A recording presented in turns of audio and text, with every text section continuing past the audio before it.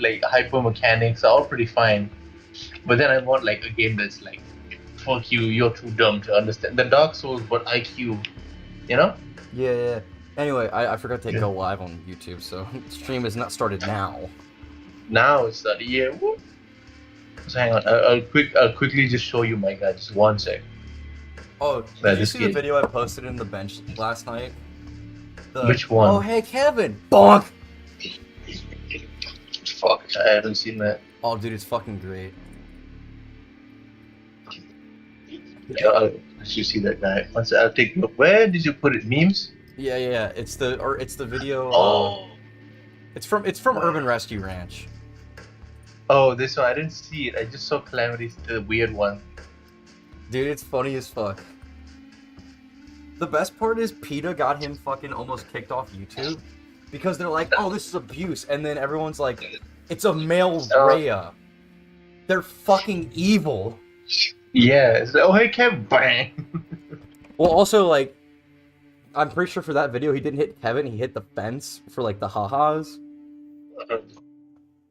And even if it did, it's a plastic lid.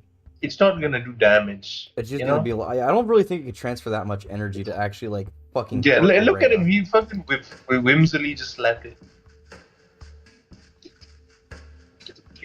Okay. My guy looks did like you an see I absolute posted fucking- there's a multiplayer mod for the Long Dark? Yeah. Honestly, I feel like Amanda. That's something Amanda might get into if we don't put it on higher difficulties. Yeah.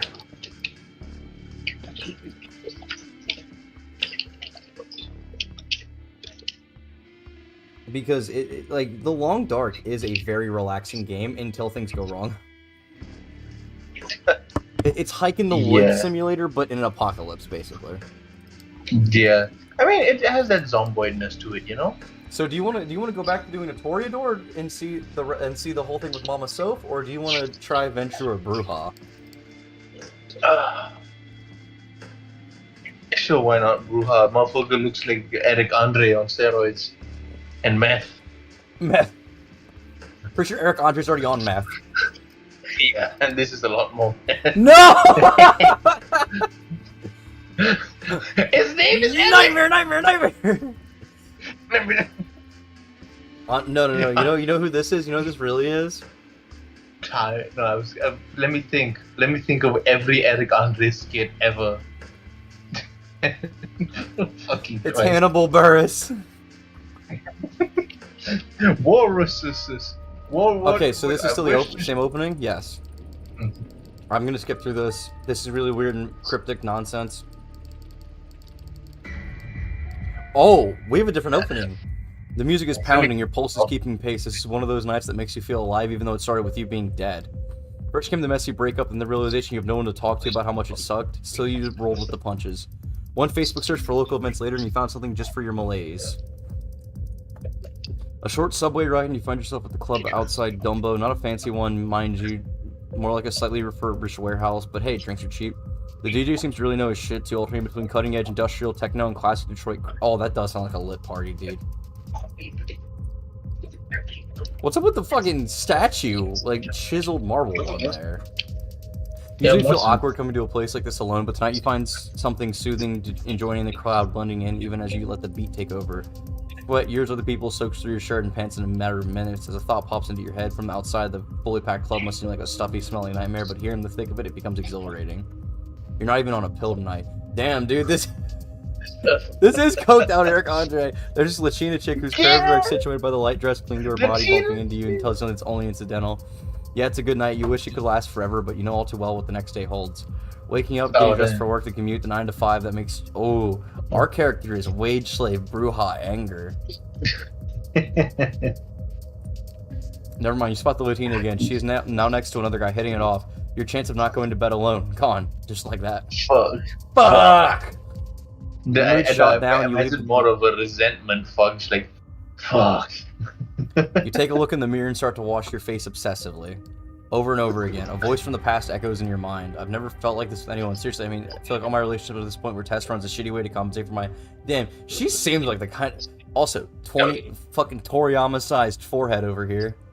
Yeah, fucking big ass citizen slave shit, bro. Shut up, Jessica. Fuck you. What do you mean cops took the lighter? There's one in your mouth. Just shut the hell up. This is not you, not anymore. Oh, fuck off. This is so like you acting like some... What the fuck? Clint Eastwood. Fuck you, I know how broken you really are. You need therapy. Yeah, that sounds like the Jessica of today. You raise your head and look in the mirror. You try to smile, and all you can muster is a self-pitying grin. And then there she is, the Latina from before. Oh, we're about to get embraced in the bathroom. Oh. She says you're looking at a drink, but you hesitate for a second or two, then blurt out, yeah. You start talking. It becomes quickly evident quickly she's into politics and you're eager to please. You might be a corporate drone, but you spend a lot of evenings reading theory. Actual theory, not... Oh. Our character's like... That guy. Actually, yeah. One of them online. Embraced means like becoming a vampire, Amanda. Yeesh. The status quo like, sucks. You know there must what? be something better. She agrees. You seem to subscribe to the same progressive. Ugh. Blah blah blah. Even watch the same YouTube channels. God damn it. No. No, he's fucked. Yeah, you fucking. What's that one channel that's like fucking dumb as shit? The press channel where he just fucking presses shit down with a hydraulic press. Yeah. Yeah, and you watch the hydraulic press channel? She's more radical than you would have guessed. She's probably not even radical. She's just saying this to get to your... I mean, I would say get in your pants, but the reality is get under your shirt. Yeah. I mean, it's neck, shirt, anything. I mean, the collar. There we go. Get under your collar, I guess. I mean, is he wearing collar shirt? I mean, you could technically suck blood from the dick, but that's another problem. That would be super inefficient. Yes. Unless he has a bone. In that case, I don't know. Yeah, but I guess. Yeah, I know. That's like really inefficient. But yeah, I know. I feel like at that point, you might as well just like... I don't know. Yeah. For some reason, I can't... My phone isn't connecting to fucking YouTube chat. Sorry. She's more radical than you would have guessed. You attended a few rallies, been to a few protests, but it sounds like she broke her share of faces and kicked more than a couple cops. You know what? I take it back. I'm liking this chick more. She taps into the pent-up anger you didn't know you had. Oh, wow. Yeah, she is the vampire. DJ starts playing all the things she said by tattoo, of course. You chuckle to yourself, trying to slip into a bad headspace. She chuckles along with you. It's chilly outside, but soon enough you find yourself invested in listening to the girl's voice to care about anything else. You realize you must have been holding hands for a while. Gay? The subway car is empty, save for a stoic middle-aged couple. How can a couple on a subway car be stoic? Do they just look angry? Yeah. Do they not look at each other? Are they like facing different ways? Like, are they just like looking past each other? Like, how do you... I understand the scene they're trying to paint, but I have a lot of questions as to how you can be a stoic couple. Yeah. I mean, do they look stoic together? I don't know. You feel her thigh pressing into yours, her breath on the side of your neck. This is big game. Maybe it's the booze talking, but you hear her voice asking if she'd like to crash at your place. I've got a better idea, she says. Oh, and... Oh, no, it... Huh. This is an area that I went to when I was chasing the reporter that was trying to get stuff on Sophie. Even down to it being a motel in the Bronx. That's weird. She has a few words with the balding, tired-looking guy at the front desk. He hands her a key, still holding your hand. The woman leads you up the stairs. It's almost comically stereotypical, complete with flaking paint. And why is there smoke? Sorry. Not that it matters, though. The moment you step through, she's on you. You try to take the lead, but she's having none of it. Jesus fucking Christ. This is the exact opposite of how it was good. How did it go when you were playing the Toreador? You started out excited, then got depressed. How'd it go when you played the Bruja? You started out depressed and then got the fuck. It didn't look like she was cold outside, but now her skin feels eerily cold, as if sensing your confusion, she slaps your hands off of her. Oh, and... dead. Sorry, kid, I did have to leave this city in one piece. Don't worry, with my blood and your principles, you're gonna do just fine. With your principles, bro. Oh. Huh? Oh, the Bruja aren't part of the Camarilla anymore. What the fuck? Does this game like progressive? Not progressive, but like, like you did this run, now you do the other run. It's like different or something. I wonder if they do something like that. Because I know the opening is different depending, but they did distinctly say that most of the Bruja don't run with the Camarilla anymore. Because ever since the age of smartphones, the Bruja were like, hey, our entire clan's identity is being strong and, like, you know, like, we don't fit in when we can't just knock someone the fuck out.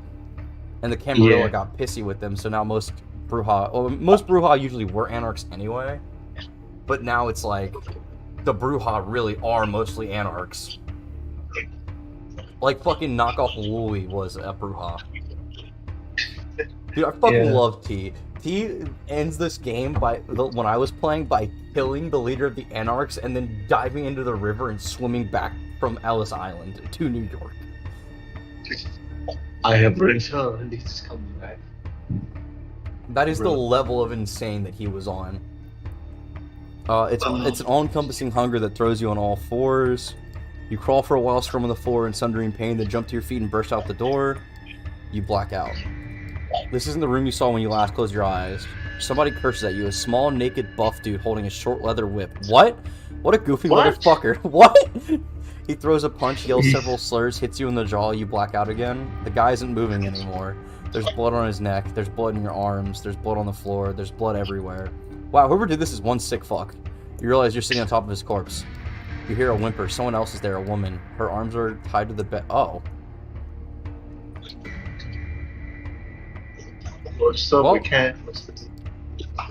Well, we've eaten. Did you eat the woman?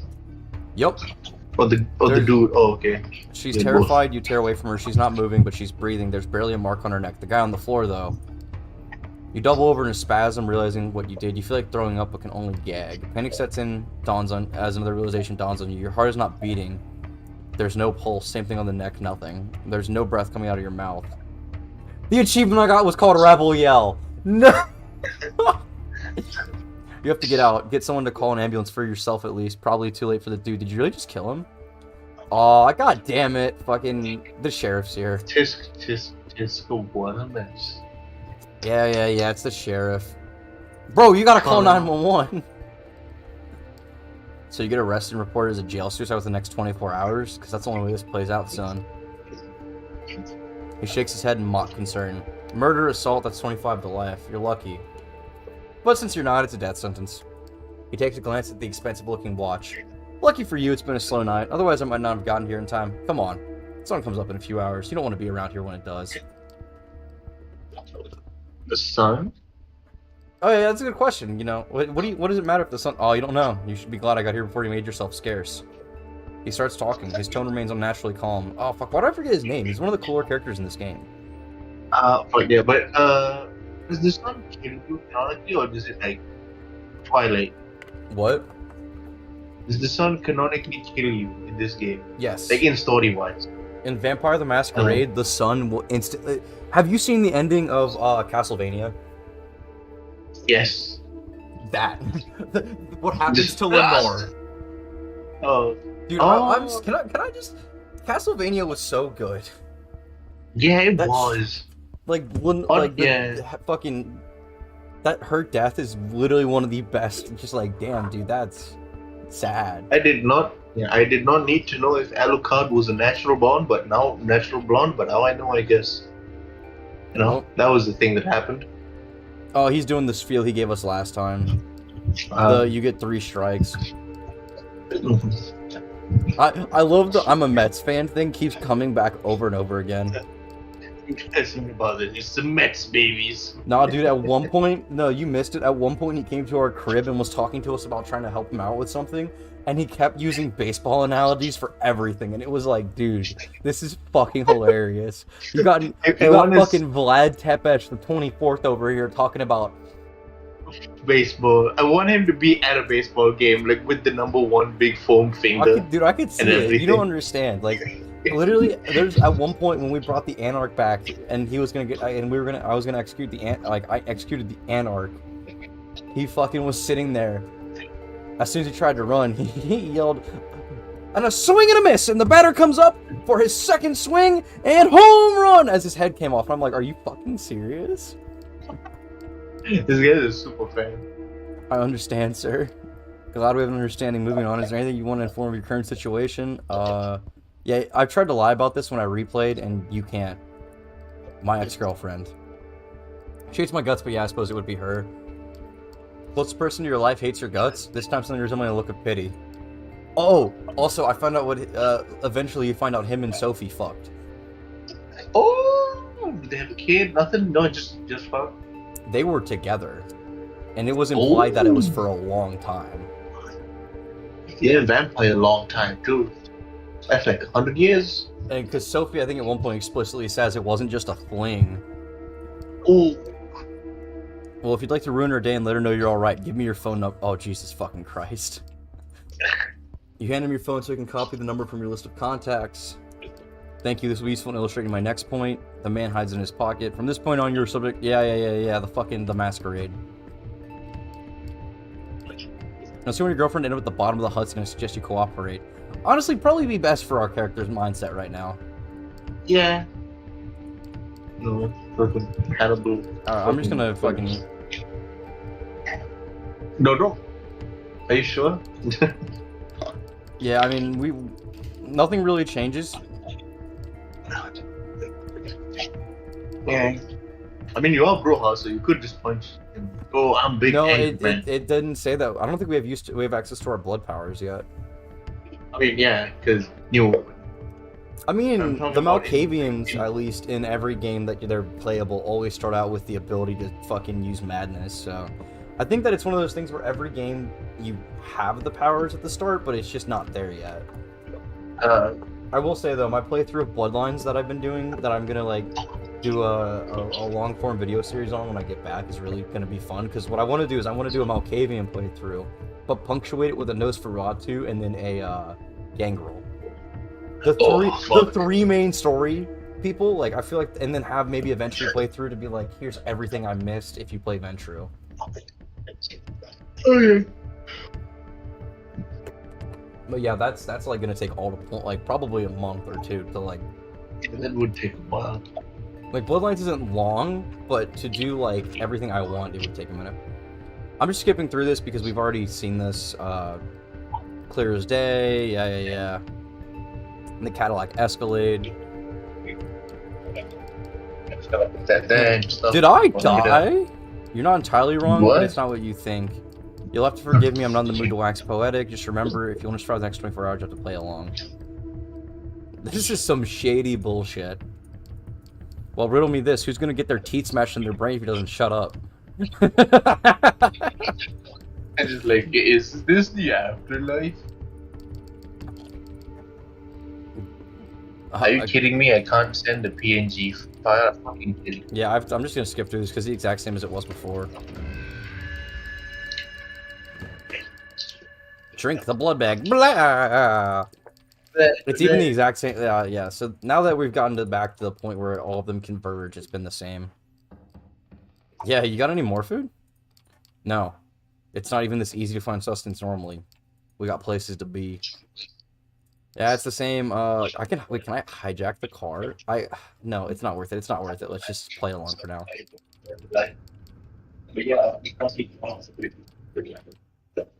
Alright, we've made it to Elysium.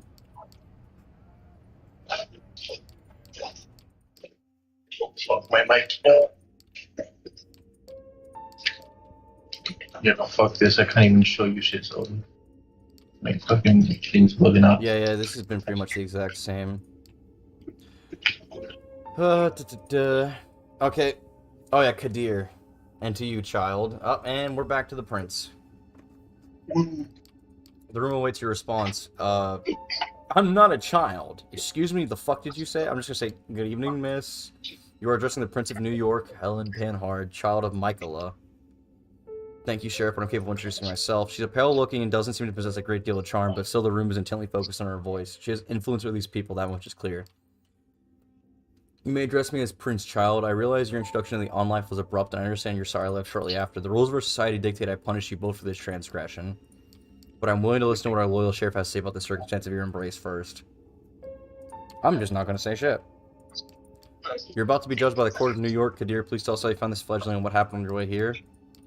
A trusted informant has tipped me off about a suspicious kindred appearing in one of our domains. Upon investigating, I found them gone, but this fledgling remained in their place. The younger made him a savage, a prostitute, and his client in a Bronx brothel belonging to one of the ministry. I've spoken to fucking whatever. it'll blow over. Regarding the fledgling himself, surprisingly, he offered little resistance and cooperated on the way to the safe house. I was pleased not to force his compliance, but a quick chat, but wishing to appear post-haste, I urged him to join me. There was no struggle, which was a pleasant departure from my usual routine. His thirst partially stayed with the bagged blood we kept in the safe house. We had a pleasant drive here. The story ends with us arriving here at Elysium tonight. It's a beautiful... Oh, wait, do we still get Steph no matter what we do? Ooh. Thank you, Kadir. I take note of this fledgling behavior and will take it into consideration later. She turns her attention to you. First, there's the matter of your sire. The person who brought you to where Kadir picked you up from last night. Where are they? Or who were they? A Latina woman, very radical unless she lied to me. She was extraordinary. She had fire conviction, temper, seduced me easily, made me think she wanted me. I fell for it, and now I'm here. Not to mention, even though the Latina made an impression on you, her face is already fading from your mind. You realize she never even told you her name. Well, does that sound familiar? Nope, not at all. It looks like I'm going to have to look for her later. The reception Wow, I can't believe Eric Andre fucking fell for Droid.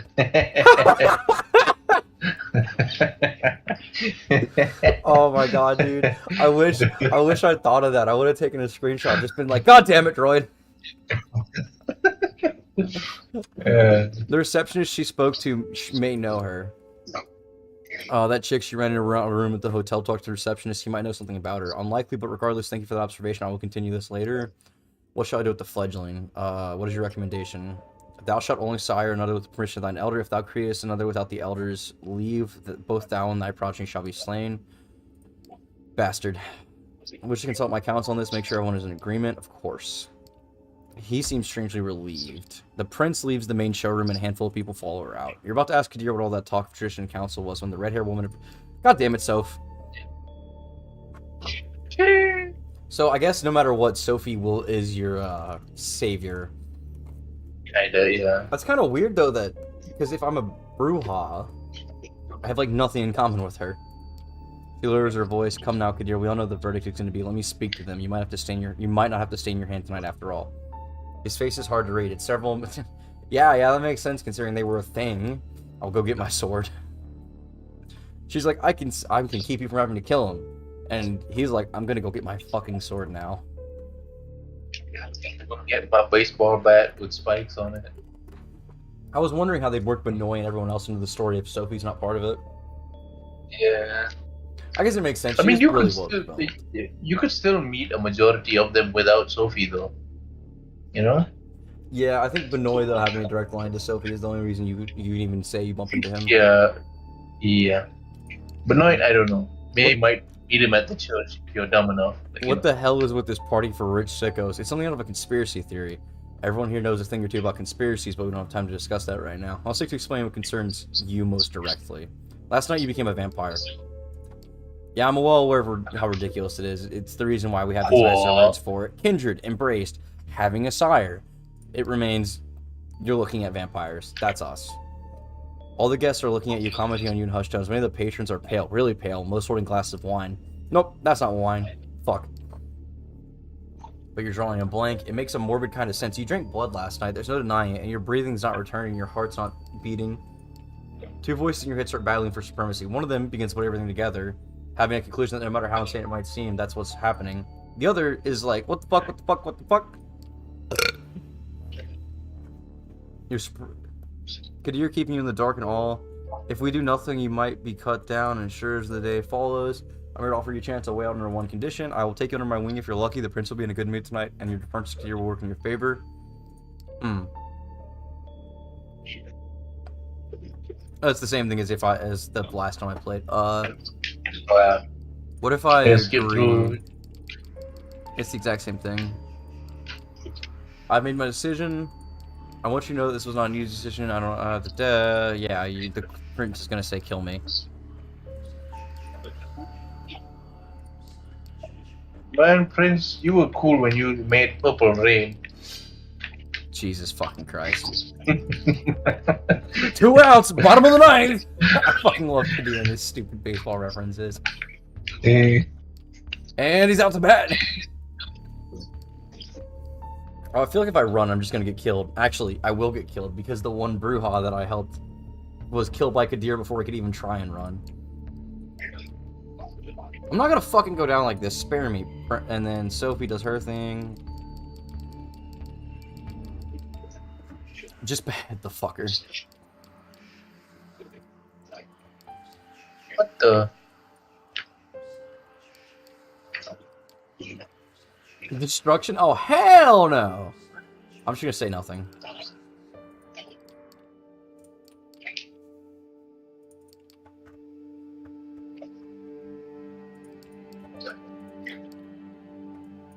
Yeah. It's the same as last time. What is my name? It's... Oh, now you're asking my name! You can just be Shouldn't I use a nickname? Immediately. I'll just... Hannibal Morpheus, Dorpheus. Morpheus. Welcome to the Camarilla. Yeah, we've been through this already. Last stream, I was way more drunken into it. Yeah. Where do you get blood? That can be a bit of a touchy topic. Let's say that most blood is available at events is crowdfunded. There's a plethora of vessels on tap. As for where I get blood when you're on Elysium, I'll take you hunting. Vessel? Oh, yeah. Okay, a bunch of motherfuckers on tap. I don't like the idea of describing people as being on tap, but whatever. Whatever. For sure, man. What's that one weird thing that people used to say? For sure, my snizzy or some shit. And I was like, bro, that is like... Nizzle. Yeah, like one of those. It's just like... it's like... That's like the undercover cop trying to be cool. Yeah, I'm just going through, because this is before the game has any actual divergence and choice. Yeah, this is... repeat stuff. Are we bringing back the mirror meme? Oh, fuck. Wait, fuck, no. Basically, yeah, we're going through the opening that's explaining everything. Yeah, it's like, god damn it, fucking lady, I need to drive. It's like, no. I must look cool. Ma'am, I'm trying to parallel park. I need the mirror. No, I must intimidate him. Ma'am.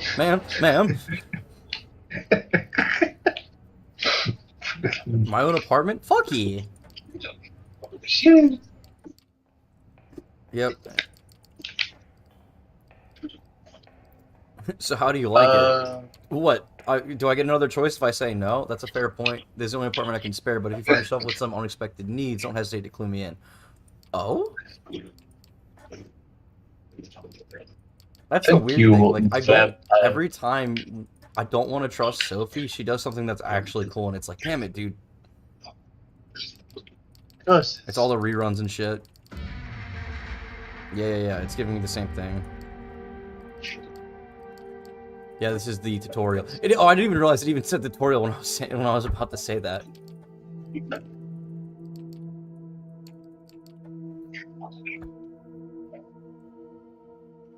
You open your eyes, the bed isn't warm, it's full of artificial light. Normally it shuts out for a bit. But that was before. The way you woke up, you're conscious, no grog. Dude, you're telling me vampires don't wake up tired? They just wake up and go, yup! Shit, dude, sign me up.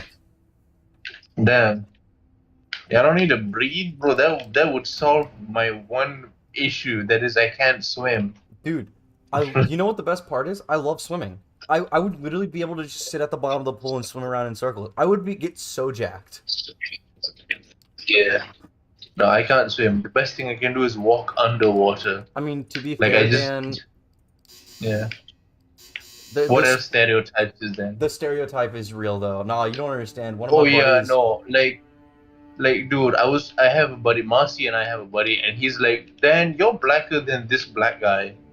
And you can't swim, and you actually like watermelon, unlike this guy. And it's damn. Like, hold out. How much of a stereotype can you be? I like how the answer is like a baby, like a dead man. I wish there was like a dead baby. That would be the perfect fucking joke. Yeah, I know. Like a baby, like a dead man? No, I want to say I slept like a dead baby. Like a dead baby. What a delightful choice of words. Like, fuck you. Okay, yeah, so she's talking about the hunt that we're about to go do. I'm ready to learn. How do you select the victim? They're the easiest. Yeah. So the thing is, this is all just tutorial, and if you haven't... Oh, we're about to go to the, Oh, no! We're at the art gallery. Oh. Do we do it? Is this your sister still? No. No, this is the one chick who, begs us to feed on her. Oh yeah. Do you wanna? I mean, we're Bruja. Do you wanna? I feel like the Bruja wouldn't fucking care. Yeah, fair point. They're not like hungry as fuck. I Fuck mean, it. Just what is she? What did you ever try doing it with Mm-mm. other ones? Might as well. Let's just Might make as this well. the like fucking trying run. You know? Let's just be an absolute dick to everyone but Benoy and Hope. Yeah. That is a good question. Like, how is, like, there's a lot of things that technically violate the masquerade that the vampires do that makes their life easier. You tear away from the girl, still the bite leaves just tiny punctures. You lick them clean, and the two holes come concealed just like that. She's leaning on the wall, pale, wobbly, but happy. She lets out a dreamy sigh. She's crying in joy. Can you walk me downstairs? My dad, he doesn't know, thinks it's a condition. Langley told him so. What? What the fuck? Wait, she has a dad? Yeah, that's who Sophie's talking to. Oh fuck. So did you fail the test or something? I don't know. That girl's exquisite. I don't like that. I don't like that. Ugh. Her blood Did was you? her. So she knows who we are. That's not normal, right? It's not usual, but that much is true. But don't worry, she'll do anything I tell her to. Oh no, I think that's her ghoul. Oh. It's the same thing you can. You know what this is? You know in Bloodlines that chick you can rescue. I think that's what I this forgot her is. name. Yeah, I don't remember her name either because I haven't got that far in my. If I have got that far in my Malkavian playthrough, I haven't been back to my house since I started the game. So, because I needed the humanity buff because I had fed on like 4 people at the start of the game because I killed the Asian vampire immediately, and that boss fight basically required me to have full blood and like have all my abilities open as I walked into the boss room. So I basically had to drain an entire street. So my humanity was almost gone. So I needed to do that. Oh, we have another... Wait, what was that about training wheels? Julie was a proving ground for her hand at controlling feeding. Now it's time for a real hunt. Oh. What are my powers? Time will tell. You need to discover them, and when we arrive, give things... Follow your instinct. Allow the masquerade... Keep the masquerade in mind. Same thing as last time. So we have the isolated jogger. The skate park. And then the tennis court.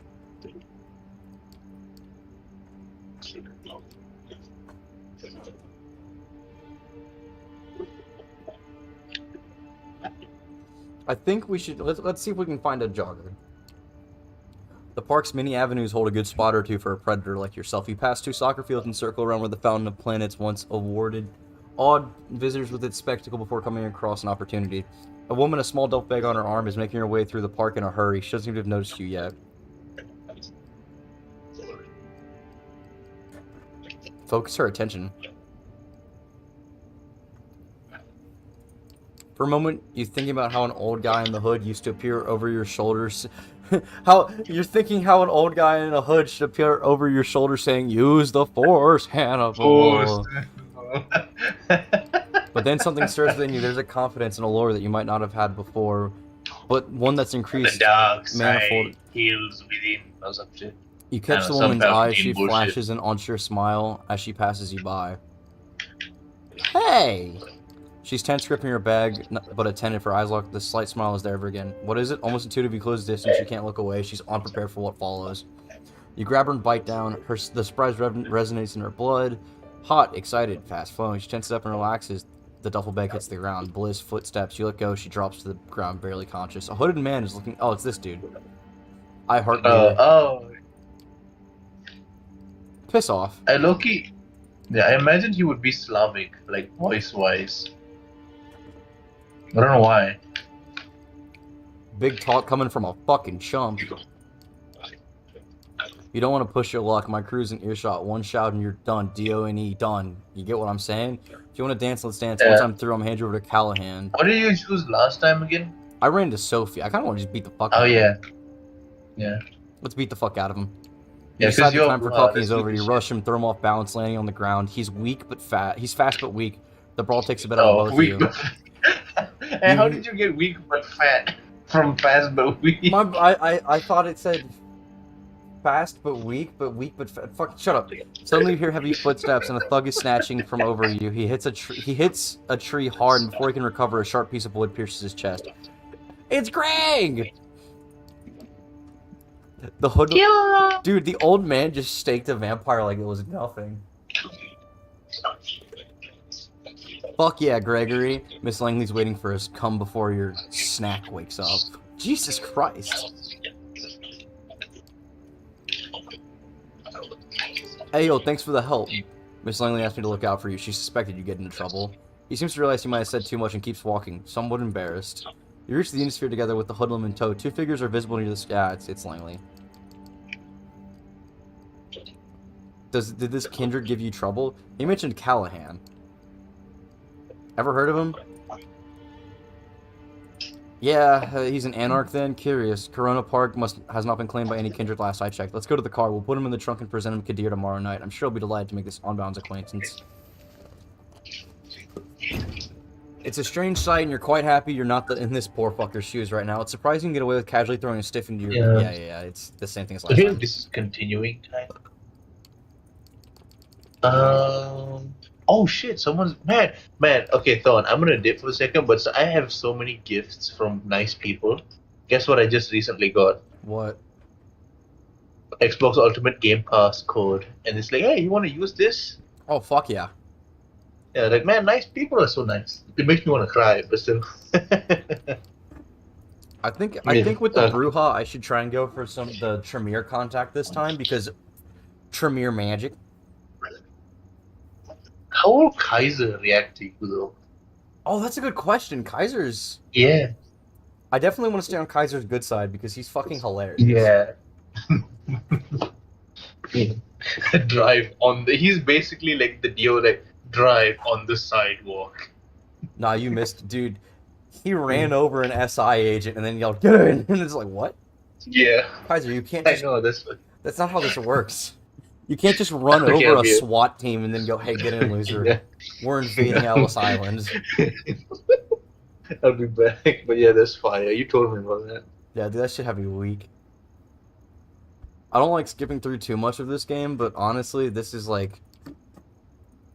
the same thing we've seen already. To thug you in the part. Yeah. Once we get to the actual part where I get to pick what the fuck's going on, it'll be much better.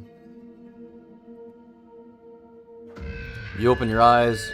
Yeah, the light. You grasp for the switch. The cramped room. It's the same. Good evening, Hannibal. Sorry to keep you waiting, Soph. To be fair, I haven't been here long. I was enjoying reminiscing about the time I called this my haven. The decor was different, of course. We have an appointment. Elysium would be called again on account of your unruly friend for Corona Park. This should be a great opportunity for you to mingle. Yeah. Same as last time. Yeah, there's a lot of just them talking. The sheriff takes on an aura of utter dread. Yeah, so this time, he's gonna try and run.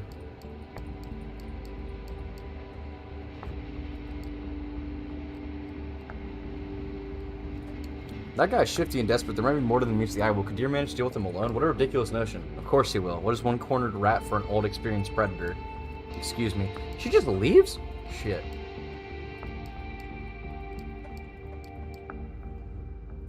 Let's see who the guy looking at me is. It's how he does. He seems shy, maybe even afraid. It's hard to find a secluded spot, but this guy has an entire corner all to himself. As you approach, he's standing alone with no glass in hand, a worried look on his face. Something wrong? Oh, fuck, it's Larson. What, besides hanging out with blood-drinking monsters and acting like it's a big deal? No, I guess it's business as usual. Sorry, having a bad night. The name's Larson, or you can call me Robert. Either's fine. So, who are you? You mean, like, generally? A vampire, same as you. I'm one of the Primogen here on business. In the case the prince requires my insight. Usually it's so she can hear me out before ignoring me. Not sure if you were paying attention the other night, but the prince mentioned diverging opinions of whether you should be executed or not. That was me. Oh. For as much as we shit on Larson, I guess he is one of the few people that tried to help us. Oh, thanks. Even if you didn't change the prince's mind. Yeah, that's usually how it goes. Listen, I don't mean to be rude. I appreciate you reaching out, but word of advice, just stay away from me, man. Many vampires in the sector get in my position as Primogen to be some kind of joke. You know, they'll talk to me. You talk to me, they'll notice, and they'll hold it against you.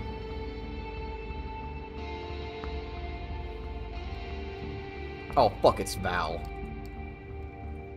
Excuse me, I need to get a word in with a few Primogen members before Kadir returns. Enjoy your night. With the critical look of a few kindred to keep company, start thinking about who to pursue next. Sophie mingling with other kindred. Kadir doesn't come back, so I can pick one person. So, we could say hi to the prince, but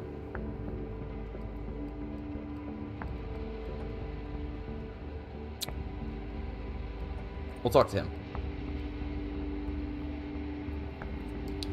Thomas Arturo. Pardon? That's my name, I assume you'd like to know. I know you by name only, of course. Hannibal, embraced a few nights ago? Well, well, well. I was on death been treating you. I think I'm liking it. Already? Fast learner. Good, good, good, good. Attitude to have. It'll take you places. He takes a moment to clean his glasses, completely ignoring you until he's done and putting them back on. Sorry, I got a bit distracted. You know, most of us don't wear these, right? I can see just fine without them, but they're a statement. The damn things keep catching specks of dust and other assorted shit, though. Never stay clean for long. Sometimes I think they're more trouble than they're worth, wouldn't you say? They look good on you. You bet they do. Alright, that was a nice chat, but I gotta chat up a few other fellas tonight. Talk to you later, Genie. Hey, Genie!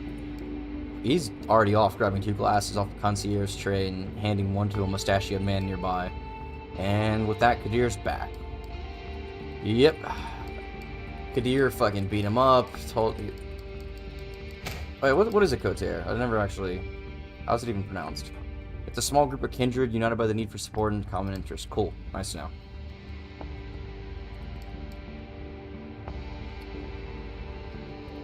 Anarch. There's final death.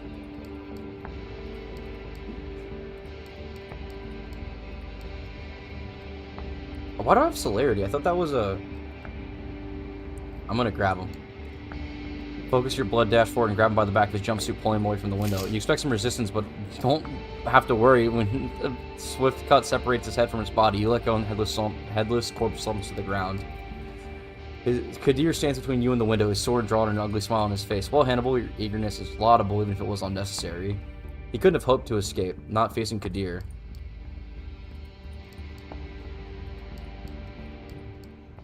Yep, that's it. Let's talk to Larson. Oh. I didn't talk to the prince, did I? Whoops. I really don't care. The prince is kind of a douchebag anyway.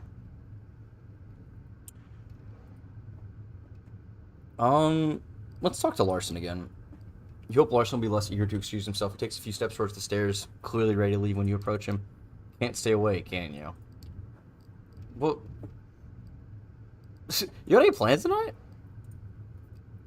My plans for tonight? He lets out a mirthless chuckle. Having next door for crisis? Hey, before you offer to share in the misery I'm taking...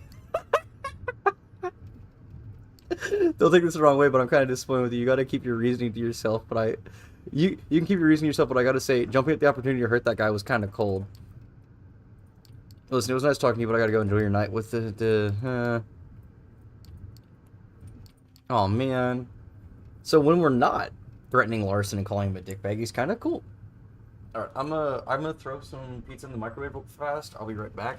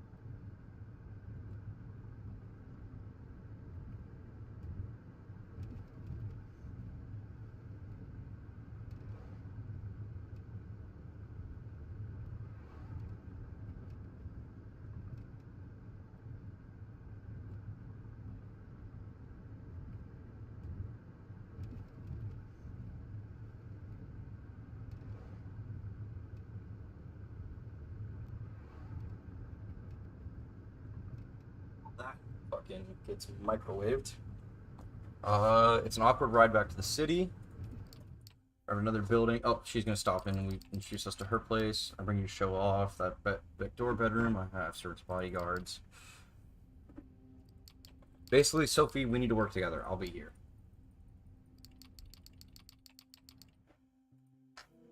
So this game's only like 2-3 weeks long, I think. Can I get to the point where I can start making choices, please? That's all I want to do.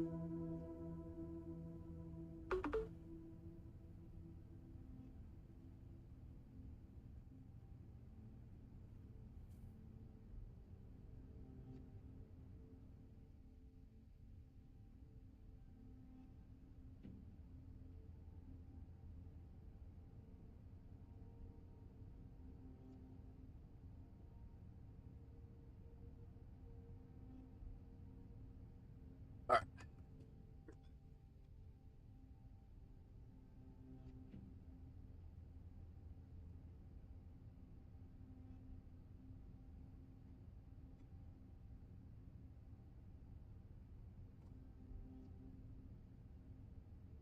Sorry, I bought a fucking. I talked DJ into letting me go out and grab like one of the big pizza calzones from Little Caesars, and I've been pretty much snacking on it for like the past 4 days now.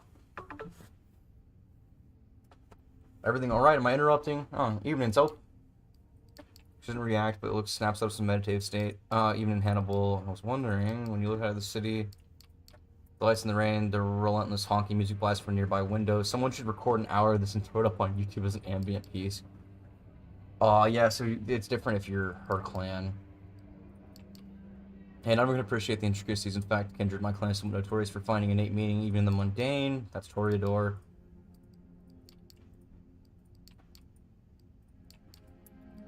Nothing really.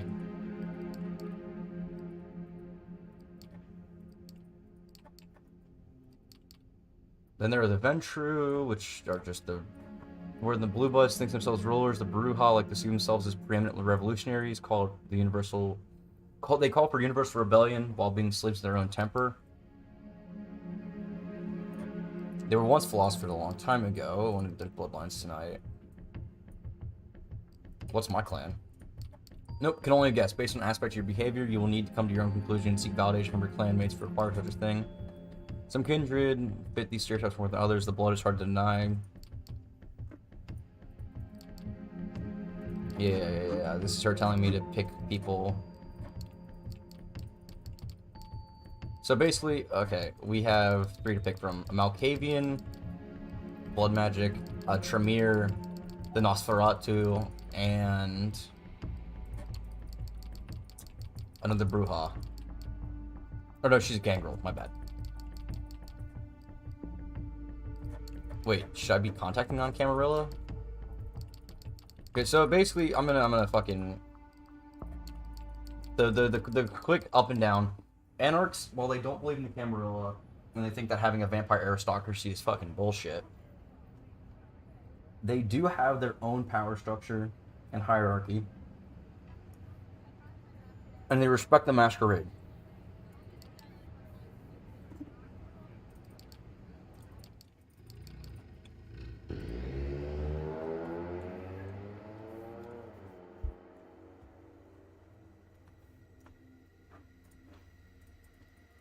Now we could go with D'Angelo, because I like D'Angelo.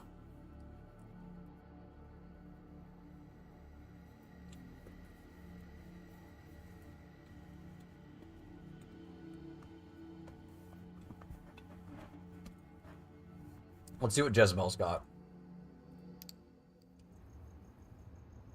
You make your way through the Grand Army Plaza, passing the Soldiers and Sailors Memorial Arch. You can't help but feel a tinge of nostalgia as you picture the place as you've seen it countless times in broad daylight, teeming with life. Like, what did I miss? What happened? Not much. We've got to the point. I decided we're gonna go speak to the Gangrel because we didn't at any point last time talk to the Gangrel.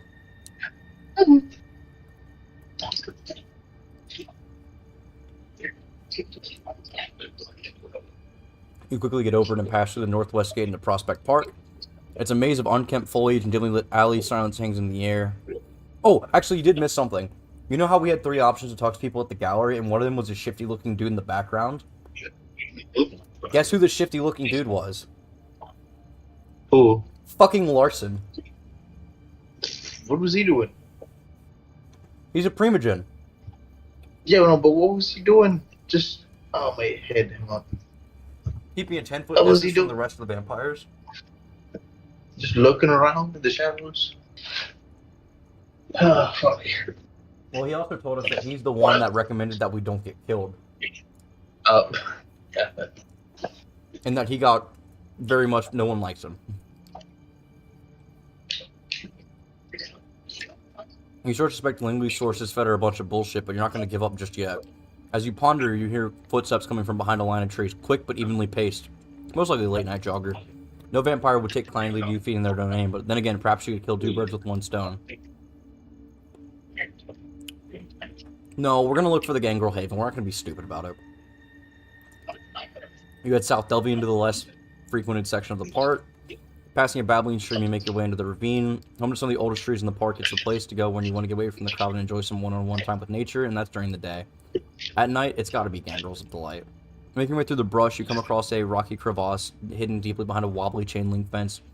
You'll be over the fence in a single bound, trying to land as quiet as kindredly possible. And the crevasse looks deep enough for you to think twice about jumping in. Instead, you peer into the darkness below, listening intently. The air by the side of your head swirls like a vortex. Driven by sheer instinct, you lean back just as a 5-finger-shaped razor cuts through the darkness, missing your face by an inch. A clawed shadow jumps back a few paces, preparing to correct its mistake. Catch a glimpse of the assailants. Looks pretty animalistic, alright. But he's not the one you're looking for. For starters, it's a he. Just as he lunges about you, a snarl resounds from the bushes nearby, stopping your foe in the tracks. Out of the shadow emerges a young woman, baring her teeth ever so slightly. She walks over calmly, her eyes fixed on your assailant. It's enough to make him reconsider attacking you, but not withdraw completely. He glances over, puffing up his chest. Stay out of it, Tam. I smelled him first. Tam? How about that? She raises an eyebrow, but remains silent. Her compatriot turns back towards you. You shouldn't have come here, pretty boy. I'm gonna fuck you up so bad you'll be wearing your tongue as a fucking necktie. Jesus Christ. Oh, you can bark. Let's see your bite. Clearly taken aback, he looks over to Tamika as if gauging her reaction.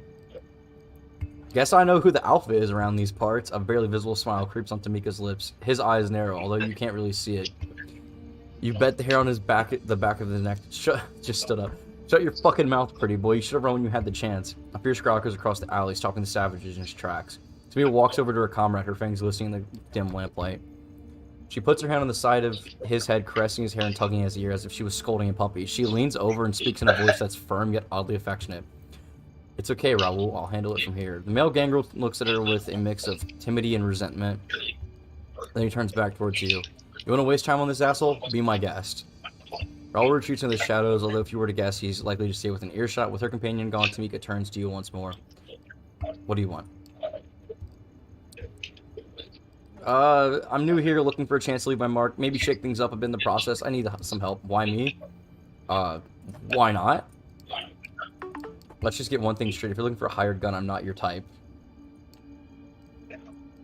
I'm not hiring. I'm offering you my help. I'm offering you my help should you need it. In the process, maybe my friendship. Do I strike you as someone who needs a friend? Yeah. Yes. Yes. You can say yes. Bruh. I kind of want to. Do I just say yes? Just like yeah. Yes, I do. I require assistance on many things. Yeah, you do.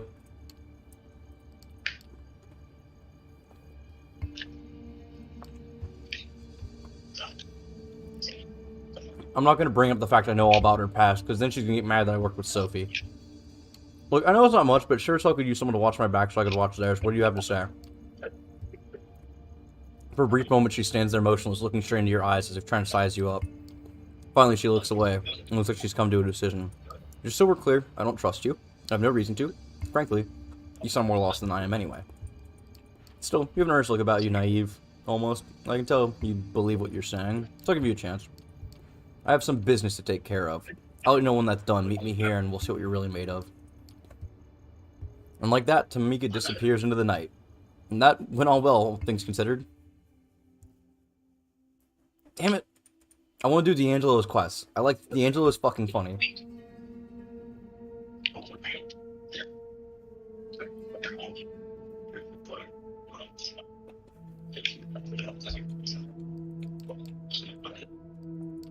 This is the... Yeah. This is Benoit's introduction. Oh, baby. Oh, boy! Should we go full in on this one with the Pope shit? Yes. Religion is superstition. Let's go. We've already done this. I've already sat through all of this. Yeah, I'm gonna say hey to the priest. No one understands these painful feelings. Just push forward and confront the priest. Panic rises. Emotions are out of control. Can I help you? Are you okay? He talks to you like a lost vagrant. Please, it hurts. Sit down and tell me what's wrong. It's simply too much. You mutter, and then you just yawn. And then there's the boy Benoit.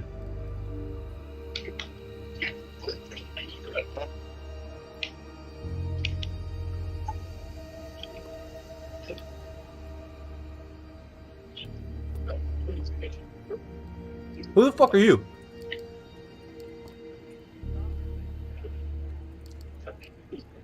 Shake hands.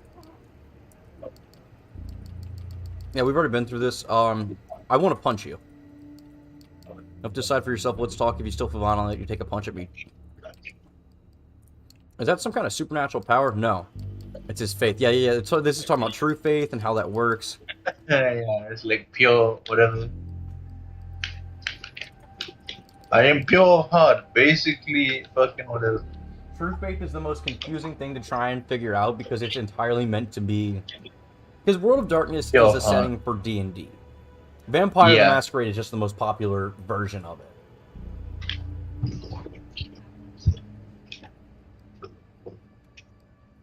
Maybe we are the divine. You're clever. There are many... the religious cults. We die, we rise again. We're basically Jesus. That would be fucking wild. Does that mean Jesus just like looks at you when you die? It's like God himself. It's like that. Fuck. Wait, how old are vampires in terms of like existence? Cain. Cain was the first vampire. Oh yeah, I forgot about that.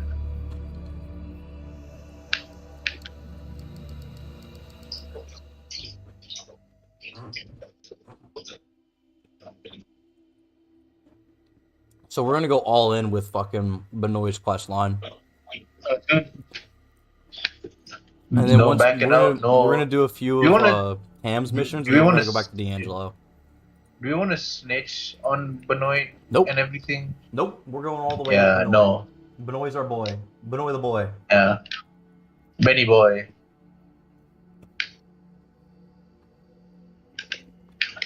He's Boy-Noy. Boy-Noy. Wait, what's Pat's real name again? His fucking French-Canadian name?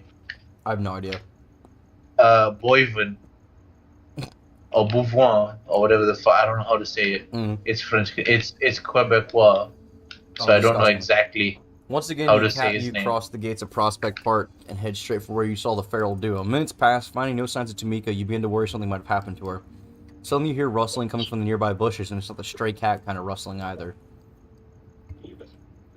You know, like, I can hear you, right? The rustling stops. Suddenly the bushes part and Raoul walks out.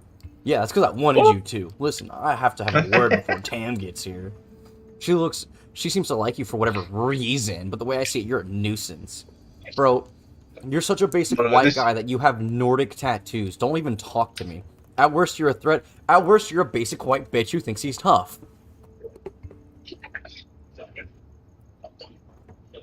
Boy. You have a world tree tattoo. Don't even fucking talk to me, you fucking wannabe. You don't like me. Got it. Shut the fuck up. I usually do something about her, and it's not pleasant. Tamika's my sister. If anything happens to her, I'll find that's even remotely your fight. I'm coming after you. Is that clear? Crystal, now fuck off. Yeah, just want to make sure you understand what I'm saying is if anything happens to me, I'm holding you accountable. What if I just stab you? What if you just die? And then Tamika appears behind an old sycamore tree. It's hard to tell how long she's been listening to your conversation. In any case, she walks up addressing no one in particular. Did I miss anything? Nah, your brother's worried about you. He seems to think I'm a bad influence. Aw.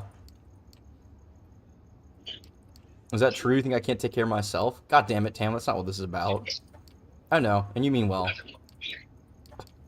Oh, Roll just leaves. I have a favor to ask. What is it? I have an errand to run. I was hoping you'd come with me. There's a place east of here. We should be back in about 2, maybe 3 hours. Wait, why are we walking? As in on foot in New York? I don't like cars. They remind me of old times before I became this. It can be too distracting. Sure, let's go. Following Tamika's directions, you arrive at Evergreen Cemetery, one of the oldest burying grounds in Brooklyn. You enter through the southwestern gate and follow your companion through the sea of tombstones. It's a nice enough place as far as graveyards go, much less homogenized than the usual flat field littered with identical markers.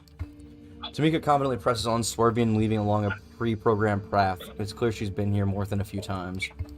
Finally, she takes a sharp left and makes a few more steps down a gravel walkway, coming to a sudden stop in front of a modest headstone. The inscription reads, Luca Santiago, beloved sister and daughter, born 1991, taken from us too soon. With her eyes fixed on the grave, she lets out an absent-minded utterance. I need a moment. Not long, 5 minutes at the most. At the far end of a nearby lawn, you notice a lone bench situated under a weeping willow. Suddenly you hear voices, distant but slowly approaching. Judging by the tone and timbre, you're guessing it's a couple of teenagers out to get their late-night kicks among the dreary departed. Might be a good chance to feed, then again you could walk around past the time. It's actually quite nice in a dark and somber way.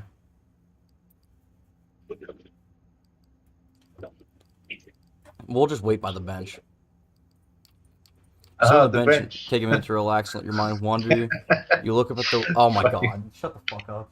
I fucking waited for your reaction. I was like, haha, the bench. Oh, fuck. I'm too young to be a dad. Fuck, it's so fun. Finally, you get back to the tree and find Tamika sitting on a bench. Without a word, you sit next to her. Look over, doing your best not to stare. She looks down, crossing her arms and putting her hands on her shoulders. In an instant, the ferocious savage disappeared, replaced by a vulnerable young woman. I think I'm done. You feel like sharing? No. I was embraced not far from here in this cemetery, a fitting spot, I suppose. It was close to a decade ago. I'd been on the road for a couple years at that point, hitchhiking from one town to another. New York was just going to be another stop. And I met Jezebel. She was strong, smart, independent, seemed like someone I could trust, someone I could get close to. Never made me feel inadequate or ashamed, and she could hold her own in a fist fight, too. Funny thing, though, she only wanted to meet during nighttime. I didn't think much of it, even came up with an excuse for busy, eccentric. Whatever worked. Until one night she sank her teeth into my neck. Sounds like quite the gal. Fighter, lover, and undead abomination? Sounds like quite a woman. She was. I honestly learned more about her after she was gone. She was the real deal, an old school gangrel, veteran of the Battle of New York. Oh shit. That was pre-World War I, I think. She left soon after turning me. I think the Conclave of Prague really shook her up. Conclave of Prague? It's a city in Central Europe. It was supposed to be neutral ground, a good place to discuss politics and strategy. It almost ended up turning into civil war. Next thing you know, the Anarchs were expunged from the Camarilla, and all they had done for our kind, the blood they spilled, it didn't amount to a thing. I can't blame Jezebel for feeling betrayed, but yeah, even though I had Raoul and Luca, I was furious and terrified. Luca died a few years ago, Operation Lights Out. Oh, shit. It was the Second Inquisition attack on the Camarilla. Yeah.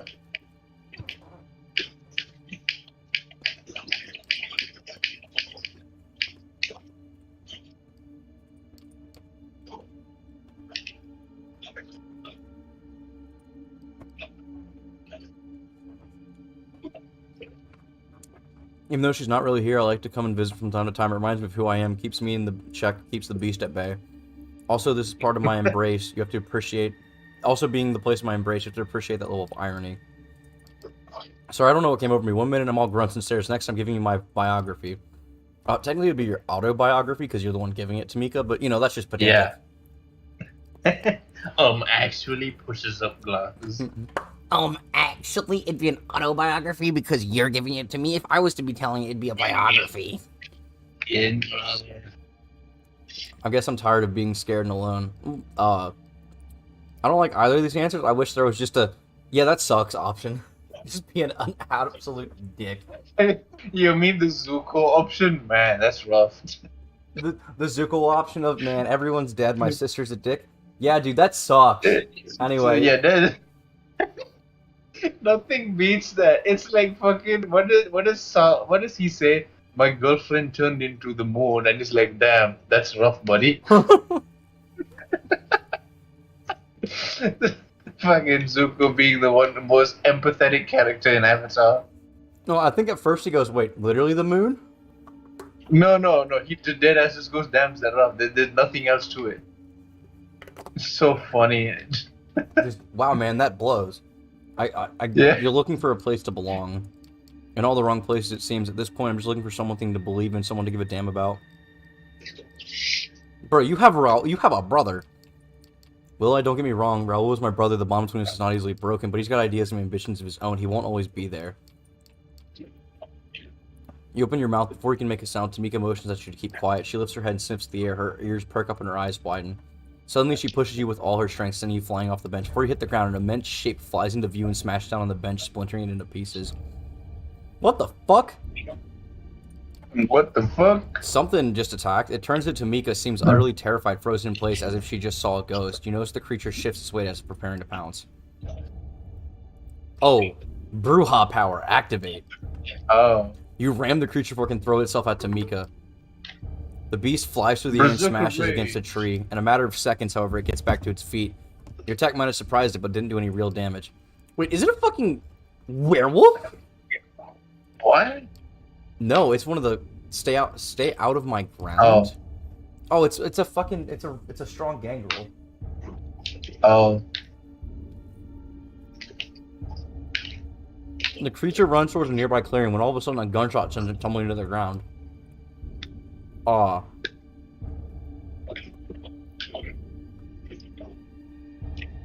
A group of well-armed men in body armor emerge from the shadows in an orderly formation and move closer to the creature. That sounds like Second Inquisition.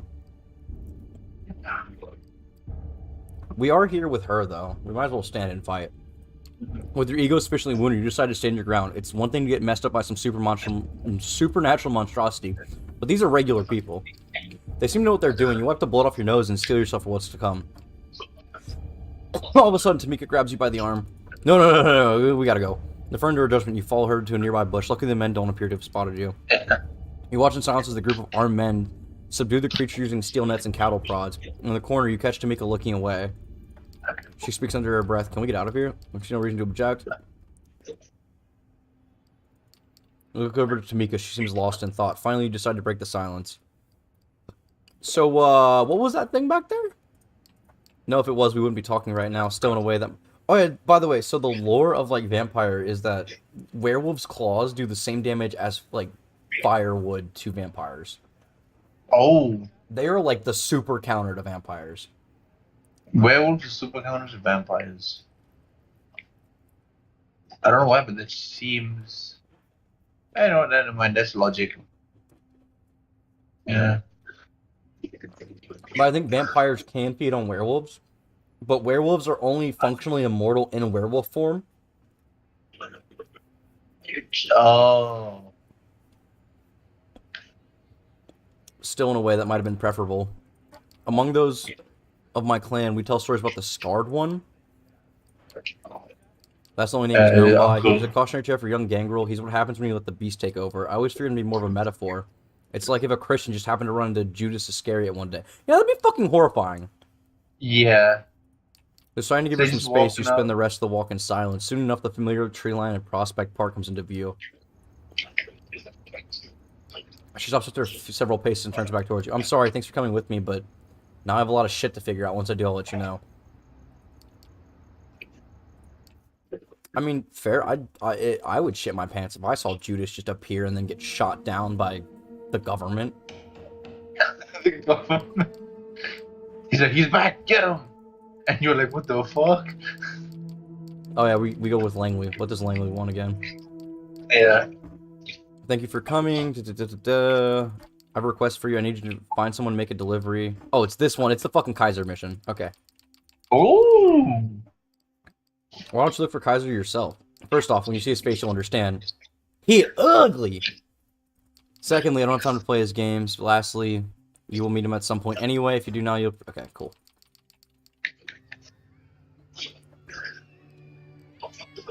Search for signs of a dude.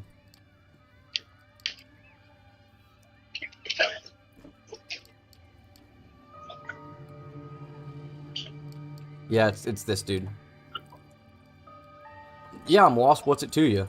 What kind of answer is that? You a spook, a fed? Like he's trying to guess your real purpose. Get out of here before I kick yeah, you your could ass. eat this guy, couldn't you? Yeah.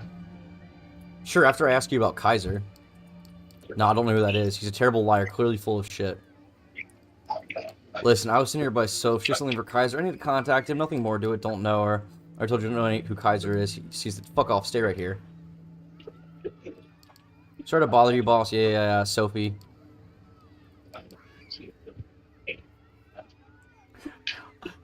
Oh, the Count's laugh from Sesame Street is his fucking... Oh my god. It's this one. Oh god, Kaiser's ugly. And this is the same thing. I don't know. I don't know. I'm trying to reference the Count, but I don't remember what fucking he says. Oh. One, dickhead. Two. Yeah. You take on the most persuasive voice and amicable stance you can. Come on, man. Don't send me back empty-handed. Take the date and honor the deal. It mean a lot to me. The sound the Nosferatu produces is supposed to be laughter. You're pretty sure you'll fall over and die at any second for anything other than that.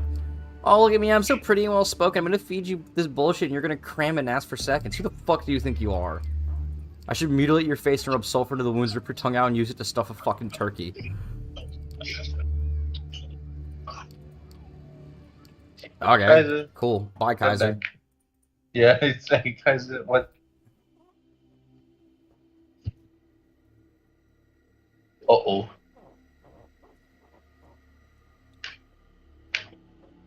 Oh, fuck, sandstone.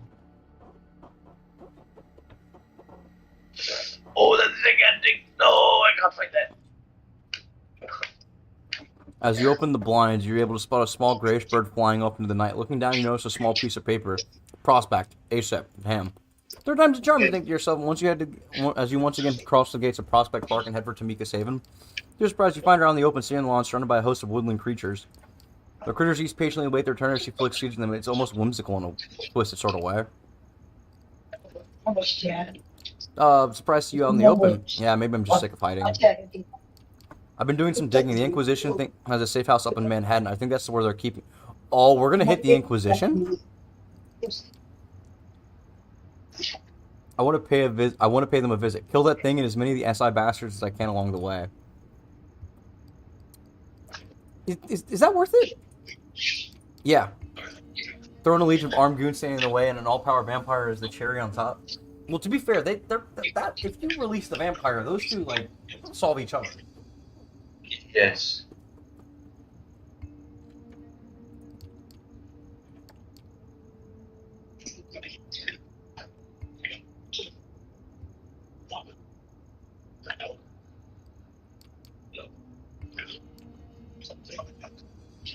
I'm not taking this lightly. It's something I have to do with or without you. Fuck, I'm in. Who wants to live forever, am I right? Oh, Raoul just appears.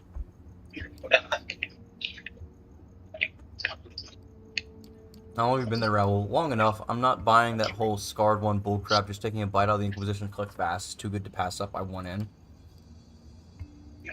Oh, believe it or not, just be ready for it. Call it Scarred, the Scarred One, Santa, or the Tooth Fairy. It's real and fucking dangerous. Serve me fairly warned. Yes. I'm itching to kill some SI fucks. Santa, the Truth Fairy, the Scarred One. Like, yeah, makes sense. Yep, all three of those are definitely real. Santa's just, I mean, if you think about it, Santa could be a vampire. Have you seen the DC comics where Darkseid is like super afraid of Santa? Not afraid, but like annoyed. What? So in canon, Santa will travel through the bounds of space and time, manage to always get into Darkseid's ship and deliver one piece of coal. What? There's no way. No, did I? Side Dark versus Santa. Santa. No! It's next to versus Thanos. Yeah. every time Darkseid's men are protecting this ship, and like this stupid red guy is an imminent threat. He's here again, and like you don't know who it is. And then lastly, you see it's Oh, Santa, it's and been he's every like, year of the Advent calendar. I didn't even know that was a thing. yeah, yeah. Darkseid's mortal enemy, fucking Saint Nicholas. uh, this is gonna be one of the funniest things I've read in a long while, though.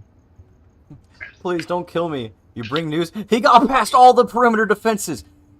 Yeah. Satellites disabled. Ground forces air missiles are ineffective. He's here on the planet's surface. No, he's in this very room. I have to show everyone this. It's just Santa in front of Darkseid. You're making it tougher. They're making it tougher to get here each Christmas. I'll give you that. Yeah. And I have to go about mine. Definitely naughty. And he like, and he lasers him, and he's like, whoop, whoop, whoop, whoop. He fucking Zoidbergs it. Yeah. That's great. That's so good. See you next year.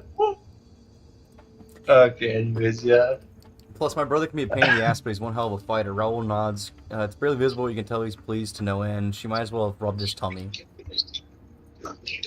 Well, because at least in Bloodlines, it's shown that the Master Gangrel can literally turn into fucking animals.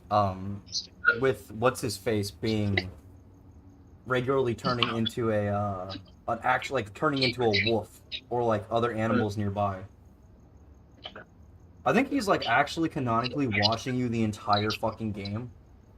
Oh. Like he's a bird in the sky or something like that, watching you. Well, like, you constantly, like, there's a lot of missions where you can hear wolf howls in the distance, and, like, every time there's a mission related to that, he talks about having seen what you did, and it's like, bro, can you calm down? Oh. Yeah, it's like, geez, bro. As you get close to your destination, you have a sneaking suspicion that Tanika's been pulling your lead. You take a turn from Broadway into Fort Tryon Park. It doesn't seem to make any sense. There's only one spot between here and the Hudson River, but it can't be it, can it? Sure enough, it's a cloister. Oh, no. Oh. Oh, this is lovely. We're gonna go fight the SI, and... Oh, that's bad. And a cloister. The cloisters? Seriously? That's the Inquisition safe house? Tell me about hiding in plain sight, huh? This place used to be a lot of things. Now it serves as a staging ground for the Inquisition. If my sources be trusted, they brought him here for what they call processing. Doubt they'll keep him for long. If we want to get him, it's now or never. As if on cue, a group of armed agents walk out of the museum, pushing a gurney with a large steel container on top of it. Oh. I count 7, probably more inside. We should do this quietly, take them out one by one. Raoul sad. Raoul wanna smash. Raoul, man. Let's take the stealthy approach. Yeah. Tamika nods and You're silence. Bruja and you're taking stealth, wow. Too bad I'm not a fucking Nosferatu or a Malkavian. Yeah. See, that's the thing. Ryan was like, why don't they have a Malkavian character? I'm like, because Malkavians are busted. Canonically, Malkavians are literally, they're so strong that they had to be nerfed by being made insane. And even that's a bonus for them. Yeah. Like, this is they can pretty spread their Warhammer insanity. They can go invisible. Yeah. They still have access to the super strength of being a vampire. Like, I'm pretty sure if a Malkavian wanted to, they could learn Clan Tremere's blood magic by just fucking listening to the voices in their head. Yeah. Let's do this before you two bore me to final death. You split up, aiming to cover as much ground as possible. Sitting in the shadows, you advance, keeping track of one another's progress. You hardly even notice as Tamika takes out the first guard, not even a peep out of him. Raoul kills one to your left. He's sloppy, takes a sweet-ass time bleeding the guy out. With his dying breath, the man lets out a yelp, drawing the attention of one of his comrades. With the guards fast approaching, you ponder your options. Bruh, fucking... None of these are the right answer. Hit him in the... Do you know how easy it is to hit the lights out on someone? Yeah. The kidney is your off button. The liver... Actually, my bad. Your liver is your off button. Yeah, the kidney, no. Liver, yes. Like... Or just, like, concussion. Yeah. There's like a lot of ways you to slice fucking his knock throat, someone he's still out. gonna be able to yell. That's what I hate in movies and shit. When someone like, oh Yeah. no, my throat's cut. It's like, yeah, their windpipe is open. It's not like Yeah. unusable. Yeah, they can still, like if you close your mouth and like vocal, it'll come out there. Yeah, like there's You no. may, It's not like fucking choke him out. Whatever. yeah. It was So, picking like, between lethal and non-lethal. I was being logical about this. My bad. whoops. Just as you're about to move on, Raoul jumps on another and plunges his claws in the chest. He turns to you and mutters a silent reprimand. No witnesses? Are you? No witnesses. Why would you? Whatever. Picking off guards one by one, Tamika does her part. Raoul gets messy again. Nothing personal, kid. No witnesses. Tamika's quiet, Raoul is closer. Wait. With only 2 of them left, you pick one for yourself and gesture at your fellow ferals to take care of the other. Tamika's quiet, but Raoul is closer. Bruh, Tamika. He turns just as she's about to pounce. His scream is muffled, but still loud enough for the last guard to hear. As all 3 of you approach, the dire reality situation hits him like a ton of bricks. Paralyzed with fear, he keeps shifting his aim from you to Tamika to Raoul. He's severely fucked and he knows it. Since you're standing close, you might as well do the honors. Food, food, food, food, food, food, food, food, food. You slap the gun out of hands and smile. Hello. So that one lyric from fucking Blade Wolf song, "The hunger still remains." This was surprisingly easy. I don't trust this. There's gonna be something that goes wrong. It is the SI after all. As you walk in, the moonlight from behind you illuminates a twisted figure huddled on the floor. It's hard to believe the thing before you, beaten and tortured within an inch of its own life, is the same creature you fought back at the cemetery. What the fuck is that thing? The boogeyman? Turns out he's real. What? Who knew, huh? His lips move silently as if searching for the right words. He looks to you, then turns to his sister. For a moment, Tamika just stands there. She looks out the scarred one. The once fearful boogeyman whose very mention could strike terror into the hearts of her tribe, now reduced to a whimpering pile of flesh. You can tell she's lost. Tam, what are you waiting for? Let's kill this thing and get out of here. Yeah, it's your choice, Tamika. I'm not going to make it for you. She turns to you with the look of pride mixed with desperation. I'm not asking you to. Do it, Tam. You deserve it. Hell, it looks like you'll be doing them a favor.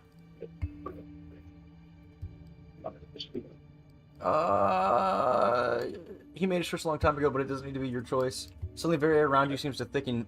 You look over to Tamika. She's not quivering anymore. She walks up to the scared one. The pitiful creature presses itself into a corner in desperate, futile attempt to crawl away. Without a word, she grabs the creature by her ear, sinking her claws into the side of his head.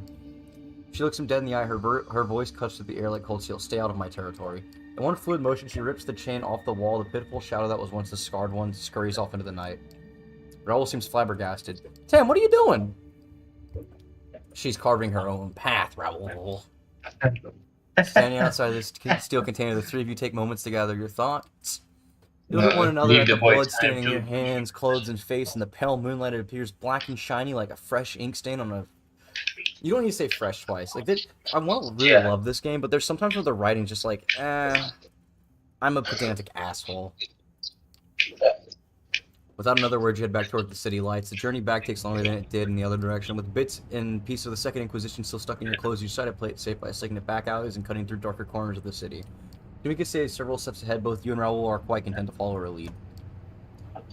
But not the last few nights have taken a toll on her, but not necessarily in a bad way. She seems stronger, confident, more in tune with herself. Soon the awkward silence proves unbearable, enough that you're willing to risk making small talk with Raoul. I'm not sure what the fuck happened back there. You wouldn't. It's not something one of your lineage could understand. Our lineage has a relationship with the beast. We either let it control us or become attuned to it. It's a constant struggle marked with difficult choices. I think Tam just made one of them. You find yourself back at Prospect. Tamika keeps waiting. She strides through walking. She strides through the park like a queen of old, returning after a victorious conquest. You want to call out to her, but Raoul stops you. Not yet. Give her some time to process this shit. She'll let you know when she's ready. And hey, you did alright. I mean, don't get me wrong. You're an asshole, but... thanks. Bro, you have Nordic tattoos, and you're white as snow. You're a wannabe Viking. Fuck off. See you around. And with that, he follows in his sister's footsteps. A weird smile creeps onto your face as you meld into the New York night. New Benoit mission. Let's go. Oh. Yeah, Benoit, baby. Oh, is this the... Oh, this is when I find out that there's fucking a stalker. Oh yeah. We do need to kill her. Oh, it's Kaiser's lackey. Oh. Okay, it's the mission for Kaiser. We did this last time. Didn't think your boss was a letter guy. Isn't electronic communication his whole shtick? Yeah. Well, some things are better than the old way. You done with that letter?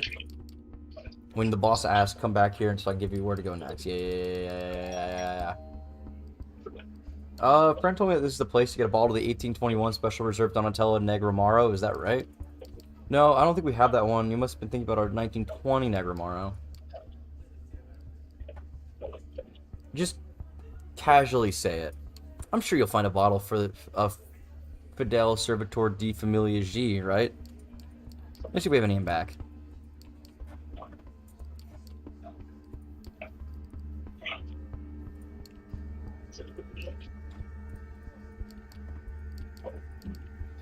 Excuse me, sorry for taking so long. Turns out we did have it. Shelter to the bottle and reach out, but she retracts it. You know what this is, don't you?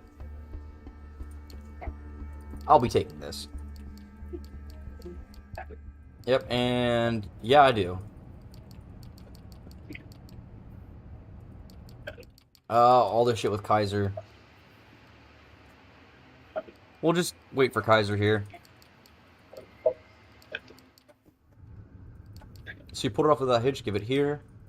Yeah, that's stuff I can see are useful beyond your charm with the subtlety of a battering ram. Here's Langley's precious address. Thank you. I think you owe me a bonus. I think you're a dumb piece of shit for bringing it up. We can't both be right. Jesus Christ. I love Kaiser, Bruh. dude. The ultimate bruh moment.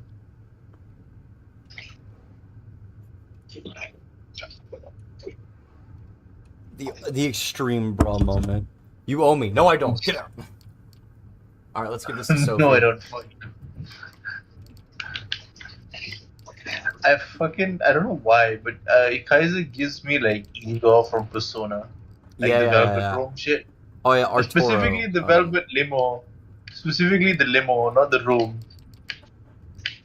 Yeah, fucking, I had to... Did you manage to contact Kaiser? Yeah, I had to do fucking extra work for him. Choose the envelope. I'm sure he did. I hope it wasn't too much of an inconvenience. He's a fucking dick. Why don't you think I wanted you to deal with him? I appreciate your sacrifice. Her eyes widen. Yes, excellent. Okay, so this is when the game starts to get interesting. It is after... Okay, so... Let's do the stalker mission. Provokes the stalker to appear. That's what we did last time.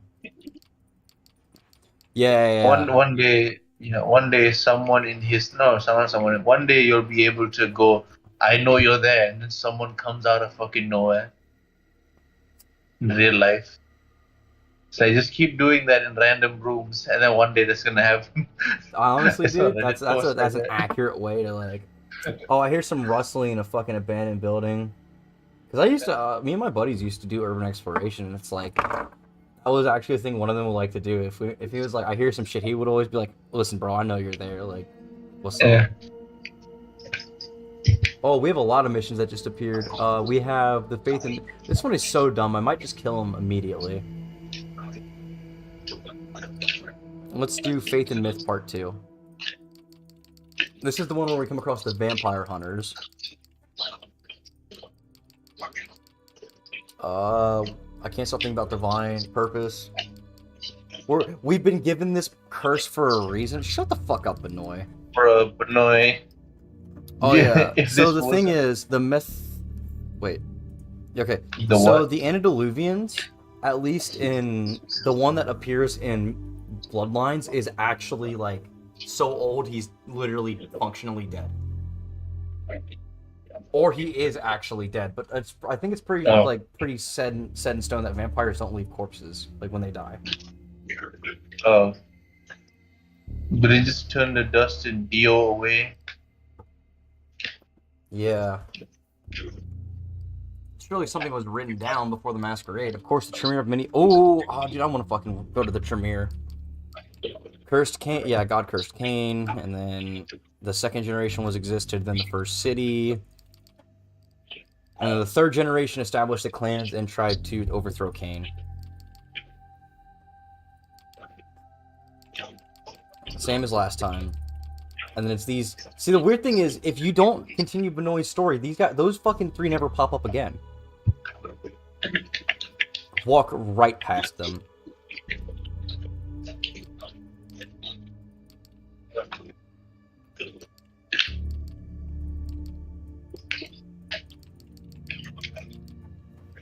Fuck you, Benoit. First time I meet you and there's a priest, now I almost get busted by whoever those 3 were, I'm off. Whatever the real truth behind vampires... Oh no! Please, this wasn't my intention, come back. Oh. Turn around. There's one thing I've always wondered about the story of Cain. The tradition of Camarilla put a lot of faith in the relationship between sire and child. You're supposed to follow the example of your maker. Yet Cain really didn't seem to care for the vampires he embraced. Did he think it was a mistake to create our kind? Listen, bro, my sire left me. Oh shit, I accidentally said the one on You clicked the other one. We are, my friend, unless you want to go Anarch. I'm Sophie's child and you're her protege. It's amazing we see her not really.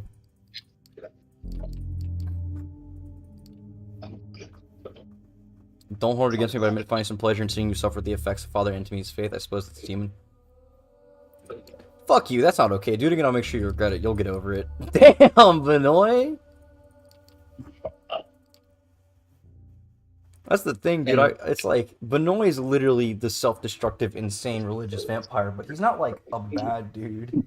Yeah, I know. It's fucking, like, he'll get you killed.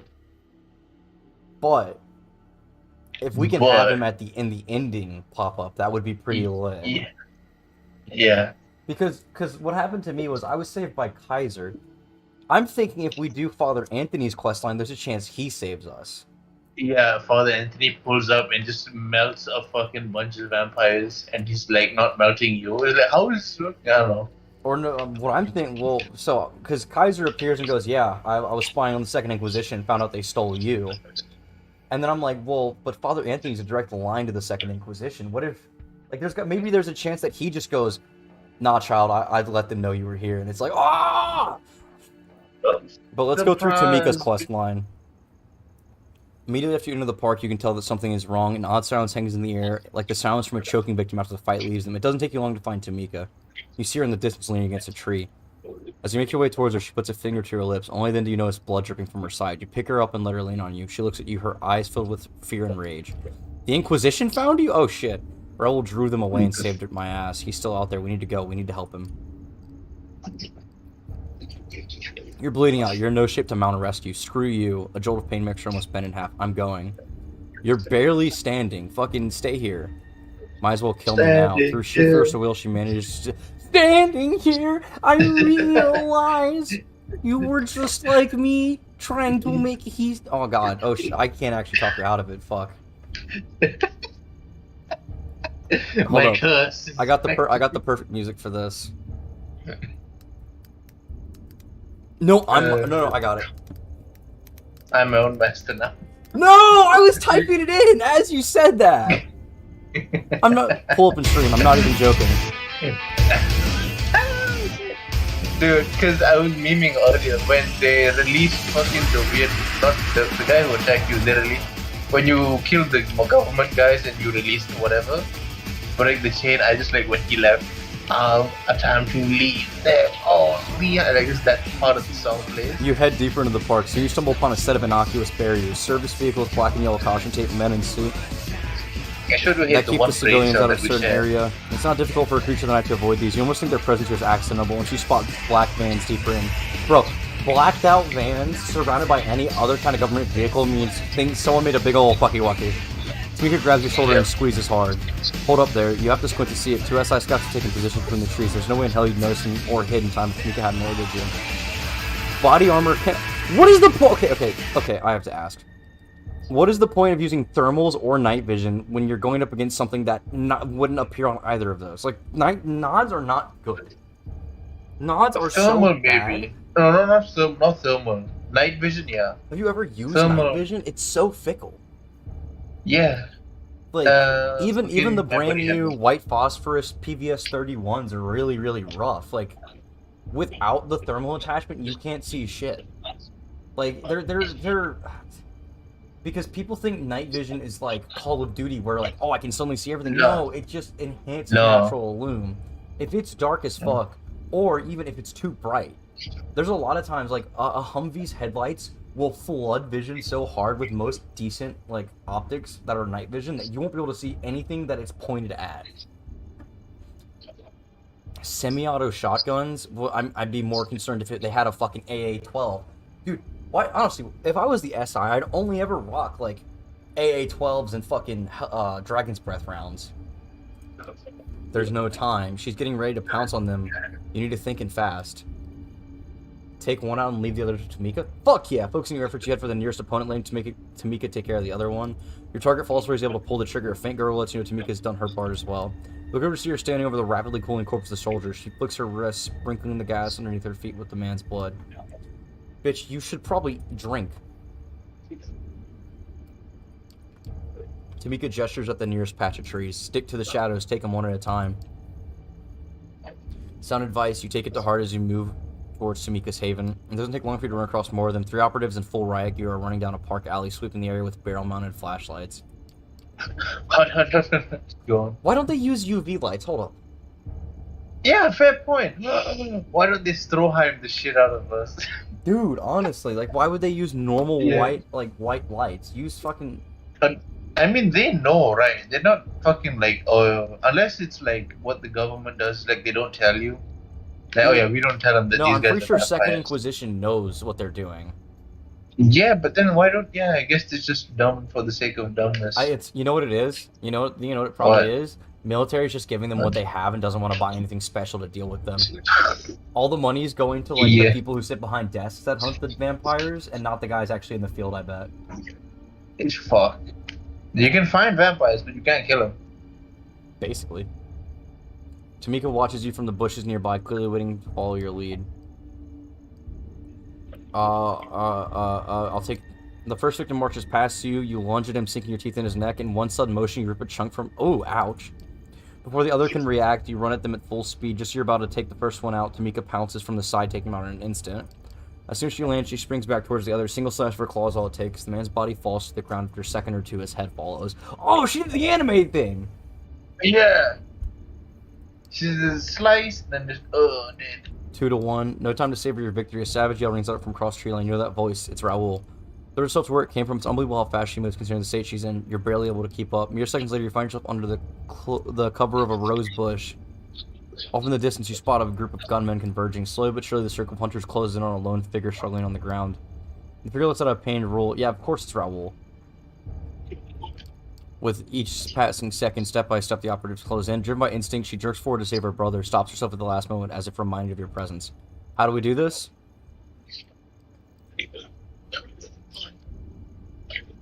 I'm not going to say it's suicide, because then she's going to run it on her own.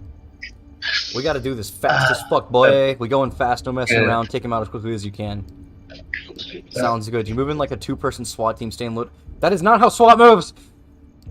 Unfortunately, it's not for the others to notice your presence, so much for the element of surprise. As 2 men toward you with their fingers on the trigger, another 2 approach you, stabbing at the air with their cattle prods. So, I mean, Tamika is a, like, strong gangrel. I'm going for the fucking close combat boys, because... Bruja. Yeah. You engage the cattle prodding Wilden hunters. With some effort, you manage to avoid getting shocked, and within seconds, both your opponents lie dead on the grass. Meanwhile, Tamika does her share as she swiftly avoids the gunfire and moves in for the kill. 4 bodies hit the ground, 2 vampires are standing. You both turn towards the last remaining foe, driven by sheer desperation. The sole-surviving soldier stands over Raoul and aims his semi at him. Oh, God. Oh. Listen, dude. Raoul, you good, buddy? Raoul's fucking... probably already been staked. If not, Yikes. we let him go and we'll let you live. It's that simple. With shaking hands, the gunman looks at you, then Tamika, as if warned not to come any closer. It's mostly for show. He's fucked and he knows it. Clinging to hope, he is seconds away from giving up. 3, 2, 1. Suddenly, Raoul springs up and grabs the gun. Tamika lunges towards the gunman. Raoul's body collapses under the weight of a steel net, his head a gaping hole. Fuck! The man's scream echoes across the park. She doesn't stop. Not when his intestines are spread on the grass. Not when his eyes turn to hole. Not when his face turns to mush. Only when the screaming stops. Only when it is certain that he has met his cruel end does she stop. You watch in silence as she walks over towards what's left of her brother. Her scream echoes across the clearing until finally it all goes quiet. With tears streaming down her face, she looks at you. I put us in their sights. If it wasn't for me, he'd still be alive. Clenching her fist, she pounds the ground in frustration. Fuck. We need to run. This isn't over yet. More will be coming. She gets up. A violent shiver runs through her entire body. When she looks at you, she seems far more clear-headed. Right, let's get the fuck out of here. Hastily yet carefully make your way to the park. You don't stop till you reach a nearby alleyway. There in the relative safety of the surrounding darkness, you take a moment to rest. Leaning against the wall, she presses her hand onto her wound. Fighting off the pain, she looks up at you. Let's split up. Less attention. Hunters, spotters on the rooftops. You're gonna need some help. I know a guy. I'll be fine. Knowing when it's time to fold, you nod and head towards the back of the alley. After several steps, you look back to see how Tamika's doing. You smile, noting her absence. Having managed to get a couple of blockshot incidents, you think you're lucky stars and blend into the night New York crowd. Hopefully Tamika's made it back well. Well, we can go with... Oh, fuck. I think I want to do agathons, just because we didn't last time, and I almost... Like, we got to the obvious what was the last mission of both of these, so...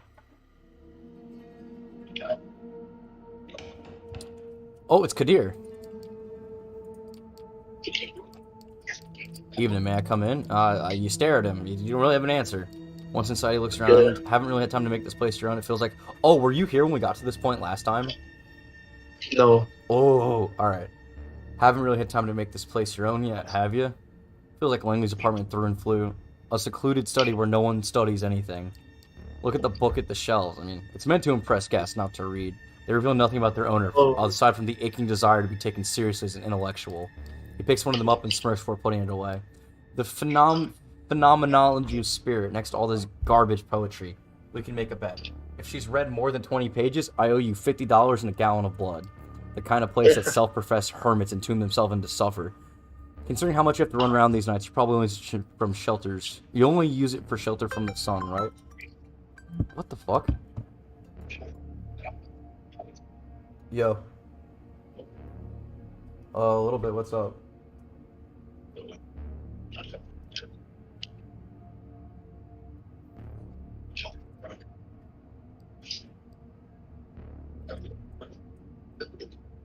Yeah, I can call you back in a little bit.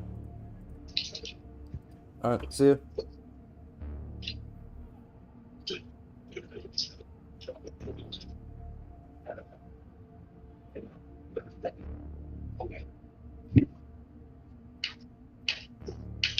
Alright.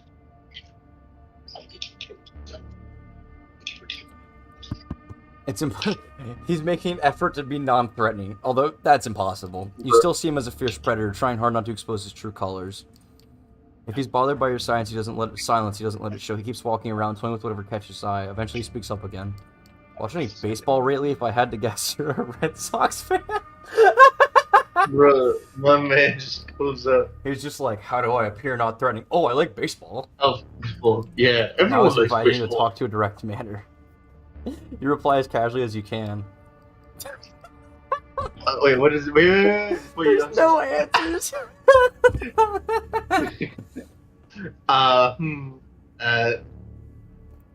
See about that. Ting Tang, Wall, Bing Bang. Your mind keeps going back to that night, waking up in hell. Yeah. Stop thinking about ants. We have baseball. As you look into your face, you realize he's read the emotions from yours. Not in the mood to exchange pleasantries? Let me get straight to the point then. You see, there's something I've realized in the years. In large part, I may have been hired just to look menacing with a sword, but my job is all about seeing through bonds and relationships. By the way, Kadir and Sophie are the only two people in this game that don't bullshit you at any point, and it's really weird. Yeah, fair point. Like, you feel like one of them would betray you, but no. Like, I was expecting Sophie to betray me until she died at the end of the last time I played. Yeah. This is Kadir saying, if we weren't all scheming assholes, it'd be a lot easier to live, but, you know, as vampires, we have to be scheming assholes to live. Yeah.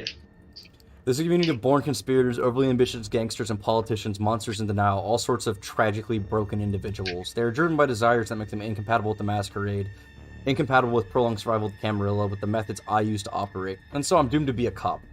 Constantly insulted by my back, but immediately called for help whenever someone loses their tableware. Or like Agatha Christie protagonist, outwardly assisted by everyone, but constantly What? lied to about everyone's past. So, by the way, Kadir's a fucking Toreador. Oh. So Kadir, why are you such a fucking nerd? Like, goddamn it. What broke him? So you see, for this detective, the why done is far more important than the who and how. When you understand all the players and their mutual obligations, you understand every crime. But of course, the kindred know it, so they devise ways to make my job harder, just like conspiracies between two unrelated actors, but depend on scratching each other's back for mutual security. They enforce a blood bond. Okay, so blood bond is you make as a vampire, you drink another vampire's blood and you become subservient to them. The same way that you make a ghoul, but you do it to another vampire. I see. What has Sophie seen in you? Why does the prince keep asking you what you're doing? How come you're being pushed to build your own Coteries so fast? You're surrounded by unclear motivations. That unnerves me. It should unnerve you as well. It's you who is unnerving you. You keep making a hell of a first impression. So you haven't gone mute since the last time I saw you. Good. I'm here for a selfish reason. I need to develop a rapport with you to better fulfill my obligations. Now you've been accepted into the Camarilla, I don't have a choice. I understand if you didn't want to see my face again, but I'm one of the faces of the New York City community, and as long as you're a part of it, it's going to be impossible to avoid me. I have business with you, as you might have guessed by now. One of my tasks is uncovering and understanding your bonds, and one of them might endanger our community. Kaiser? That leper is bad news, but who doesn't train information? This is our troublemaker. Oh yeah, it's the thing with your sister. Or, I guess in this case, your girlfriend. Since she took pretty much everything you knew with her after the split, you thought it'd be transition to this life would be painless, no baggage at all. There are some unfortunate rumors that you committed suicide after a messy breakup, so apparently Miss Jessica here is desperately... Aww! I don't fucking care, but that sucks to be her. I'll arrange for you to meet tomorrow so that you can straighten out the situation and say goodbye to the life you've forsaken. Usually, these matters are left to my discretion. I can't think of an easier solution. The lost sheep reappears, takes care of unfinished business, and disappears. It's simple, clean, no contrived schemes, no victims. Give me an opportunity to learn more about you as I observe. When Neonites interact with kind they used to hold dear, their true natures are laid bare. Any objections? Very well, I'll arrange a meeting tomorrow. Same thing. I don't care about Jessica. Yeah. I think we finished, But the other stuff. Tams. So let's do Someone's Watching Me Part 2. Yeah, isn't this just like a fucking quick one? Kill someone, something? You're in your haven when the intercom rings. Answering cautiously, you hear an older male voice. Hello, I'm calling because a friend sent me... Oh, the business talk, yeah. Yeah. What do you mean services? Is this a sex thing? No, yeah. I mean, not in that way. I know you're one of them. Please, alright, I don't drink with people I have never met. Don't worry, we can meet. Be the most Eric Andre you can.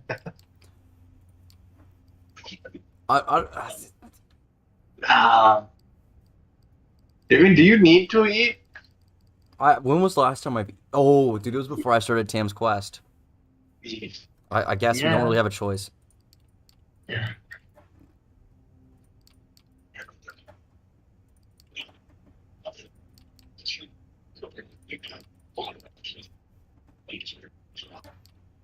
Oh, and then she appears, yeah. Fucking... The stalker appears for half a second and takes him away. Don't really have much of a choice. You'd ask who's there, but you know it's the sheriff. Excellent, stay close. Same thing as last time. Let me tell you how it's going to go. I've arranged a meeting between you and your kin. It's going to take place somewhere you should know very well. I'll watch over you from a safe distance and make sure you adhere to the rules. You know this very well. I'll reiterate just so you can't say I didn't warn you. Don't do anything that would violate the masquerade. Don't make some secret route of contact. Here's the last time you'll ever meet. Take this chance to wrap everything up. Here's your story. You're fine. Oh yeah. This is your fucking sister.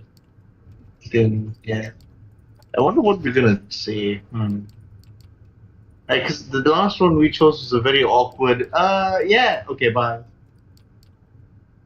This is where they last saw the poor Hannibal. Who knows what might have happened to him? Jessica Lowell is gonna find out.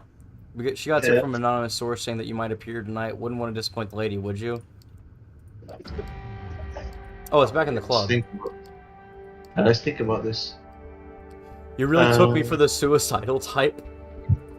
Yeah, that should work. Why did you let me die? No, you should go, why did you let me die?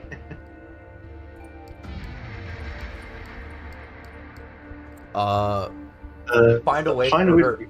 No. Maybe? Think about it. Wait. Reject the idea immediately. It No. would probably have to be hard with the Camilla's rules. You could doubt the asshole at the top never managed to bring one in they cared about into the fold. I mean, Larson has a family. Larson's a thin blood, but he does have a wife and kids. That raises a whole lot of questions, by the way. Because Larson Hang on. No, if you're a vampire and you have kids, don't bite them, no nothing. Do they inherit anything? I'm assuming he had the kids before. No, he's a primogen. He had... That's a lot of... Maybe he's their stepdad? I don't know. That's a lot of questions. Yeah. Let's not piss off Larson this time. A tall blonde girl in a stylish shirt smiles at you from behind heart-shaped glasses. You smile back, but there's no time for the heart to guide the hand. You walk past her back to your duty.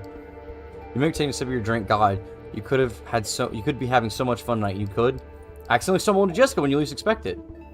You freeze up trying to come up with something to say and failing. The last few years of your life flash before your eyes. What was the line you decided to open the conversation with?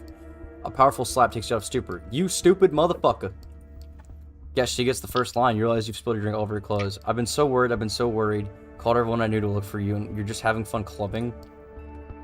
Pretend something happened to you. What, you wanted to see my reaction? Let some sort of dissociation set in and watch the situation as it unfolds. I'll everyone know you're okay, but don't ever show yourself in front of me again. She turns her back on you, disappears in the crowd, walk towards the exit. Guess you follow Jessica's lead and leave. Better not keep the sheriff waiting. She still cares. That's nice. Oh, that's it. Yeah, she took off the search. Getting her to accept that it was over took some hard. Oh. Oh.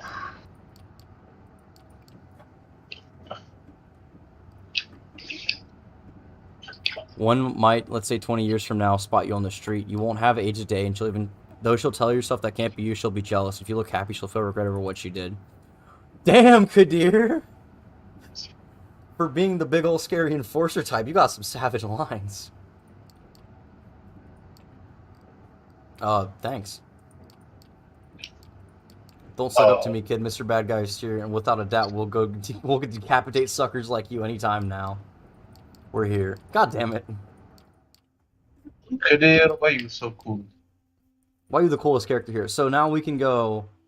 I think because we already know Larson, but we didn't do the Tremere questline last time. And this one, here, we'll do the reporter and just kill him.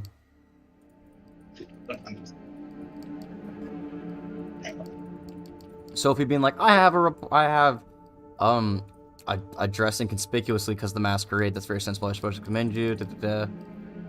I used to have a journalist friend. Then you know what they're like? Yeah, they're fucking annoying. Yeah, it's the fat dude. Is this about the masquerade? You're learning. This must happen often. How do you usually deal with it? Everyone has their own way. Sometimes the problem goes away with a bit of money. Other times you need to do something more. Do you know anything about the reporter? All gossip reports at the same time for you to go. Okay, cool. Yo, double rainbow. Sorry, I found a double rainbow in BSO. Totally unrelated. Oh, it's Frank Dotree. Oh, Welcome to Knuckletown, fat man. Let's make this fun for at least one of us.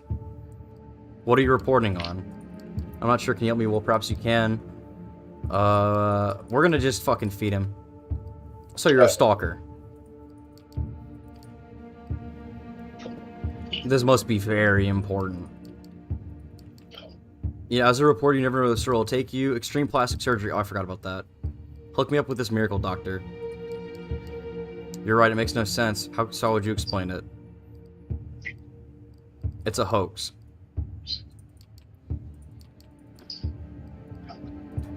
The powers of the blood make kindred fearsome killers. You decide you can administer this beatdown without help from your undead nature. This was the wrong moment to develop professional pride. I want to punch you from the moment I saw it. Nothing personnel, kid! You punch Frank in the mouth. Perhaps the most important thing about your new vampiric existence is getting used to violence. You have to hunt, defend yourself. Frank falls down on the knee. This is not defending yourself. Please don't. You smack Frank across the face. Feel his... Yeah. Aw.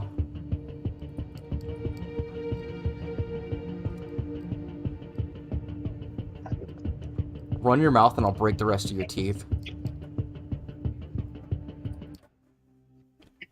Yeah, boy!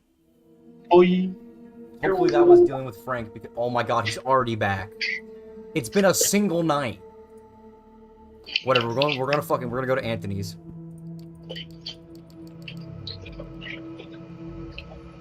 I can't let these questions go, Benoit. I know how that feels. I want to learn more about Kane. All good in good time. Let's see Father Anthony. Good idea.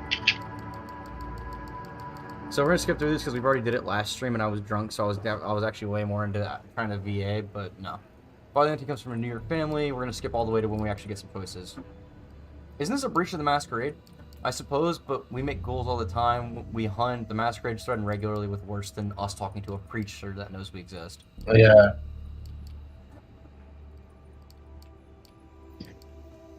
I know enough not to do anything on the porch. Because Father Anthony's just chill. You don't drink tea, I suppose? No, we don't. Oh, dude, I'd take some fucking tea. Why does it hurt?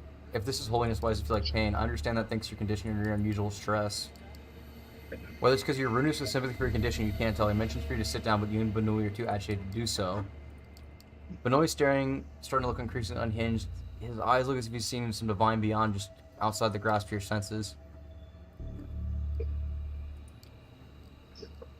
Yeah, boy! The father takes a step back. What are you doing? It's time to be redeemed. Oh, yeah, Benoit was in the suicidal thing, and then this is what we did last time.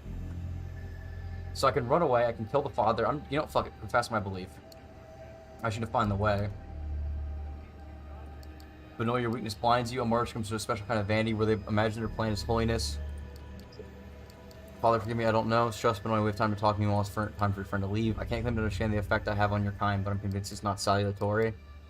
We'll speak again one day, there's hope for everyone.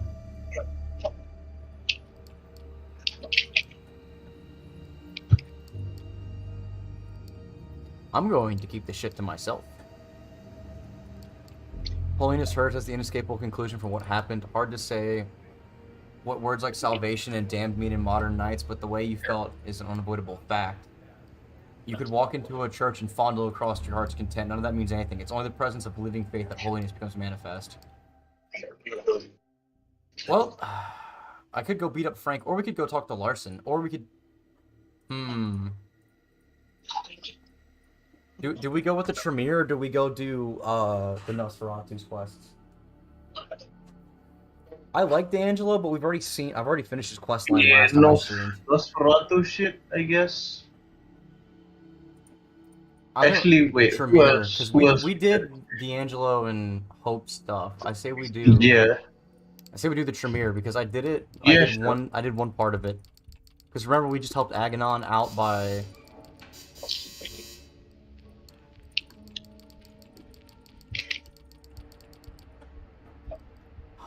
Hiding above an.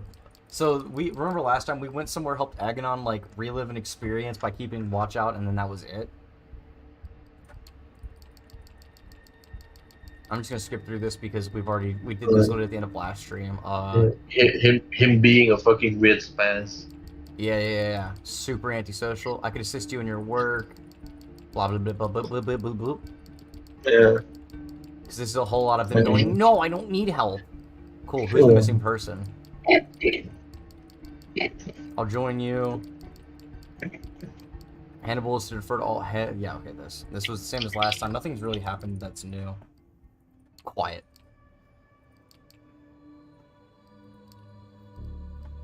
You sounded interesting. Exit. I'm a special kind of client. And then we use our blood magic powers. Looks like she's gone.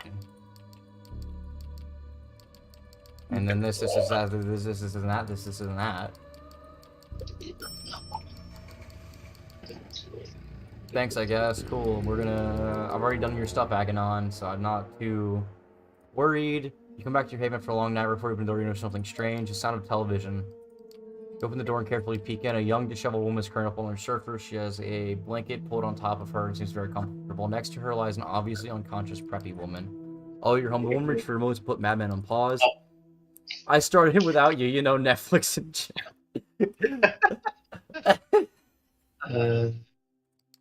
Join me, there's space on the sofa. I brought us a snack. You enjoyed it last time. My name's Adelaide Davis. I like you a lot. Help yourself and settle in. Let her kick her out. Let her down gently. Netflix and chill question. Wait, doesn't someone stop you when you Netflix Yeah, and Sophie chill? appears. Okay, so potency. I really want to throw her out. No, we'll let her down gently. We'll be nice. Yeah. Thank you for all you've done for me. The sun's coming up. You don't want to get caught here. Oh, that's sweet. I don't mind. I can spend the day with you. No, that's not what I mean. Hang on. You're We a, should go on. Do you you're want a to full top a season date? ahead of me in Mad Men. That's a That's good a line. good one. Just yeah, sorry, you're a season ahead. That's such a good one. No. Alright. We should go on a proper date Good job. first. Oh, Yeah. that's nice. I like that. She bounced up quick on the idea. Yep. She shows up anyways. I hate it when they disappear. They should have enough manners to slink away in embarrassment so that Sophie wants to see the walk of shame. The Clan of the Moon. Did I not advise caution when dealing with them? Who?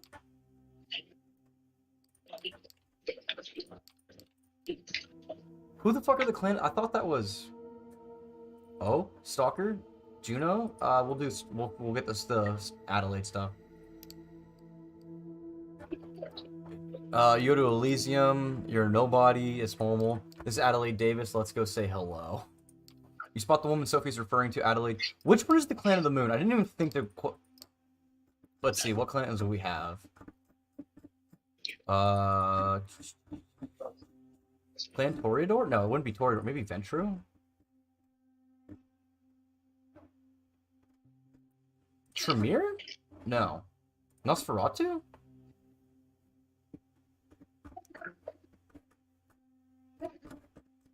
It wouldn't be Gangrel, I don't think.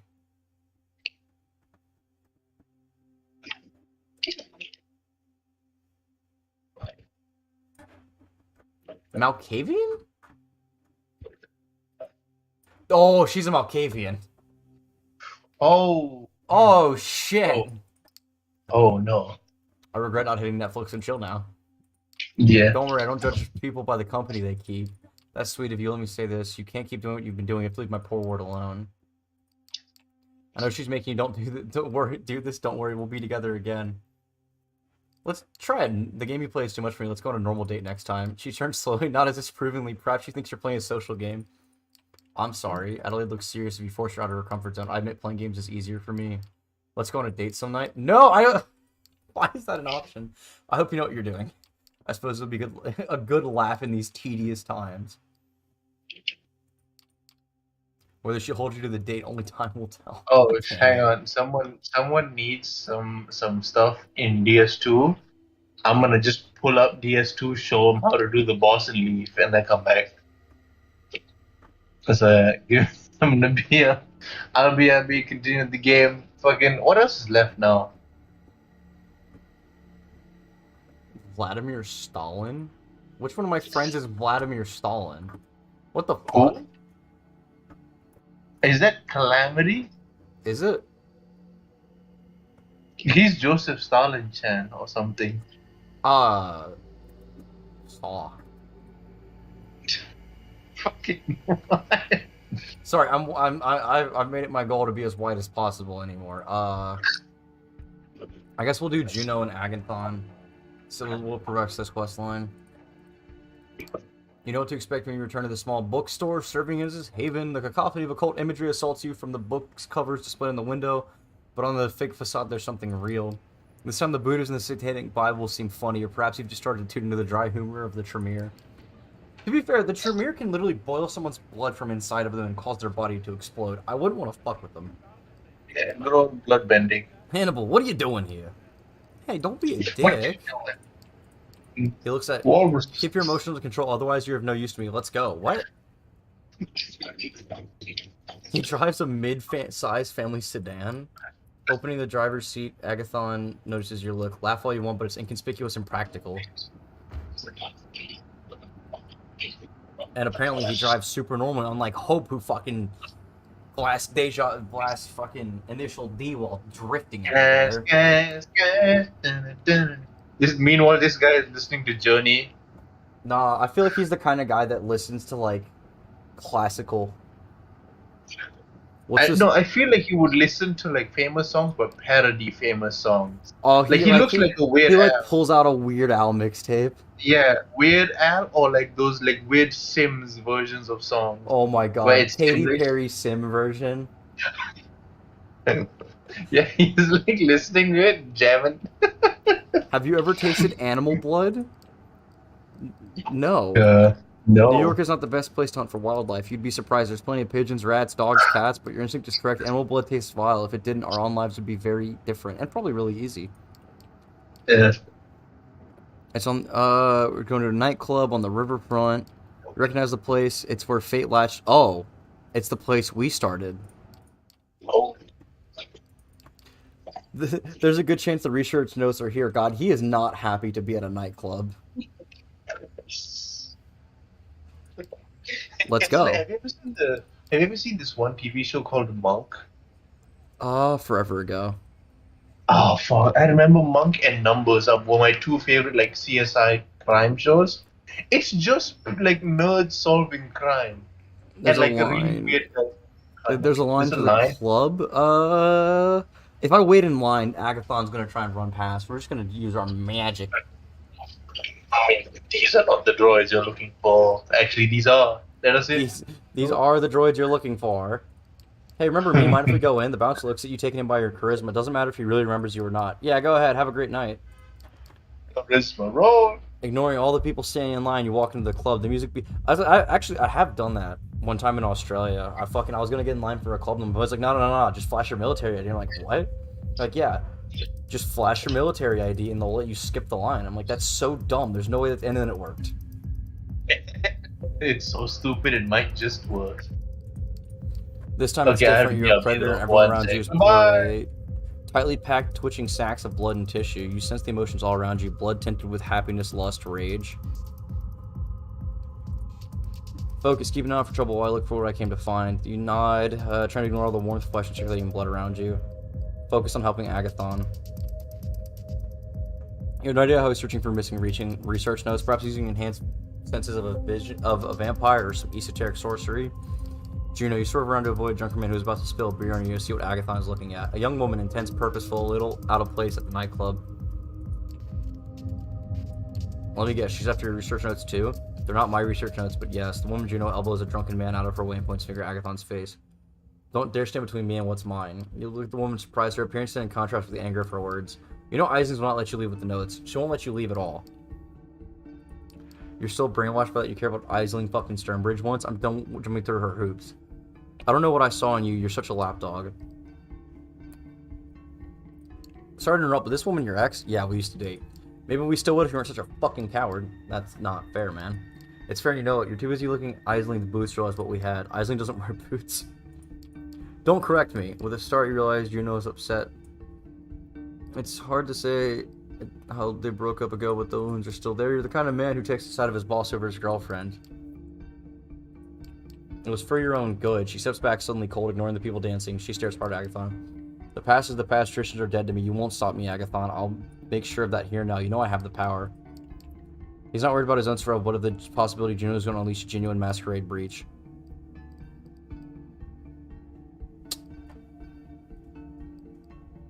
Bada bing, bada boop, bop, bip, bida bop. Punch her in the face as hard as you can. Her nose flattens, she grunts in pain as her body crashes, and the people dancing behind her.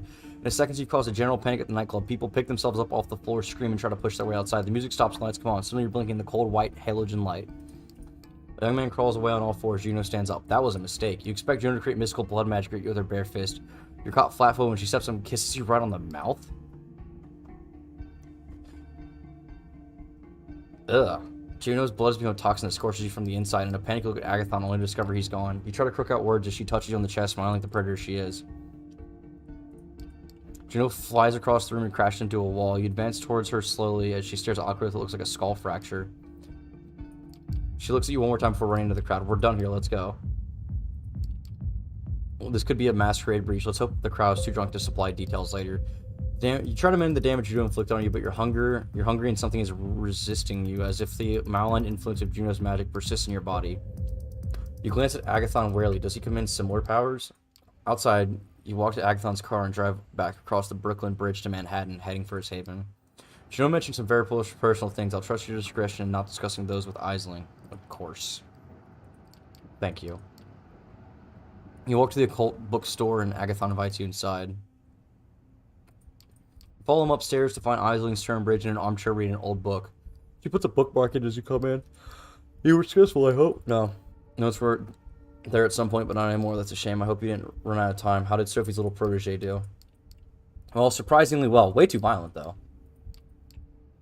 We met Juno. Fortunately, she couldn't find the notes either. That's interesting. What's your impression? She was angry. I don't know what you people did to her, but she's pissed. What did we do? Careful, fledgling. She made her own choices, bad as they were. I have some things to discuss with Agathon. Run along now. You leave the occult bookstore, the cheesy mystical music still in your ears as you walk away. You wonder what happened with Juno, why she thinks about leaving her clan. Can she really do that? Could you leave Sophie if you wanted to? Well, see, the thing is, I don't want to.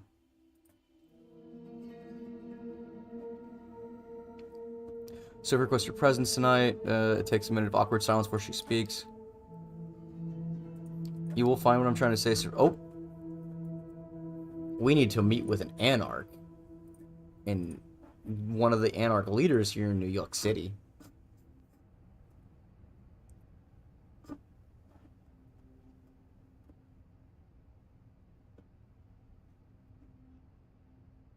Well, I guess Dan's gonna take a second. What? Are we not allowed to do that? The princes look unfavorably.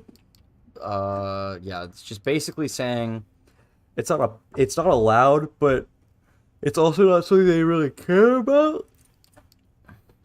And we gotta meet T.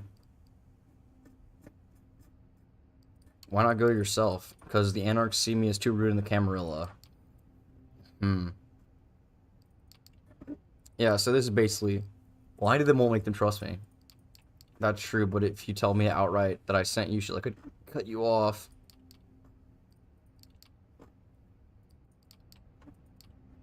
I'll do my best. We're gonna be honest with Mia this time. Since we're, same clan as her.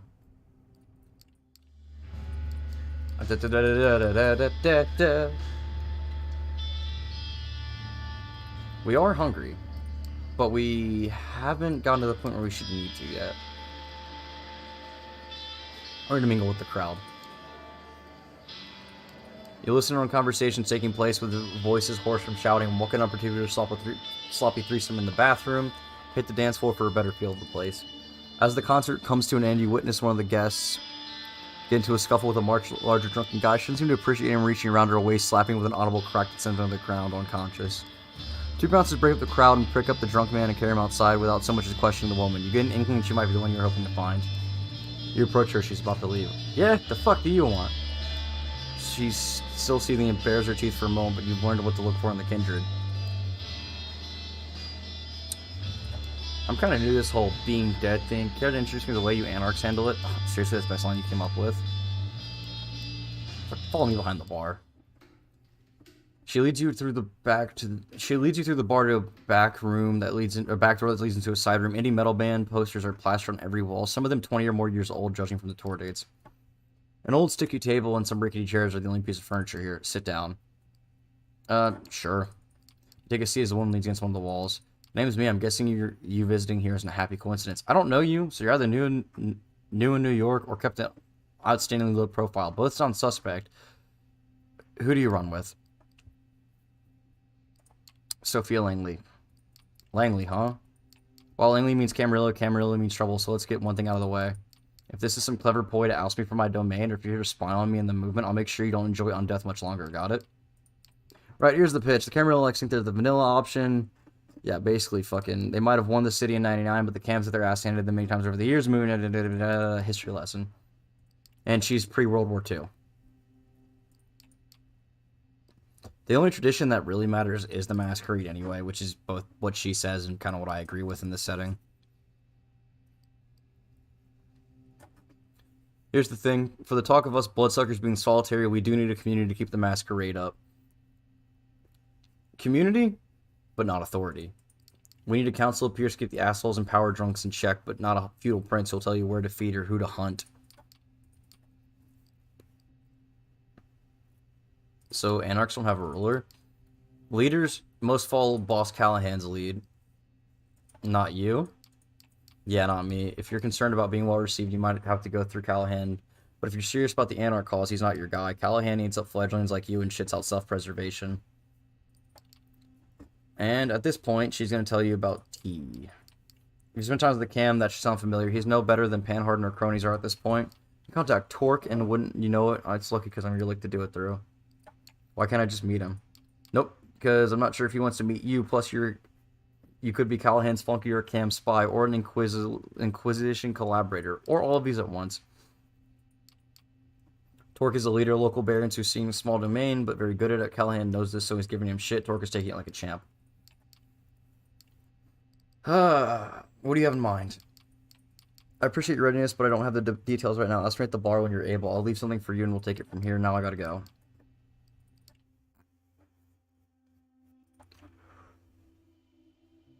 Oh, shit.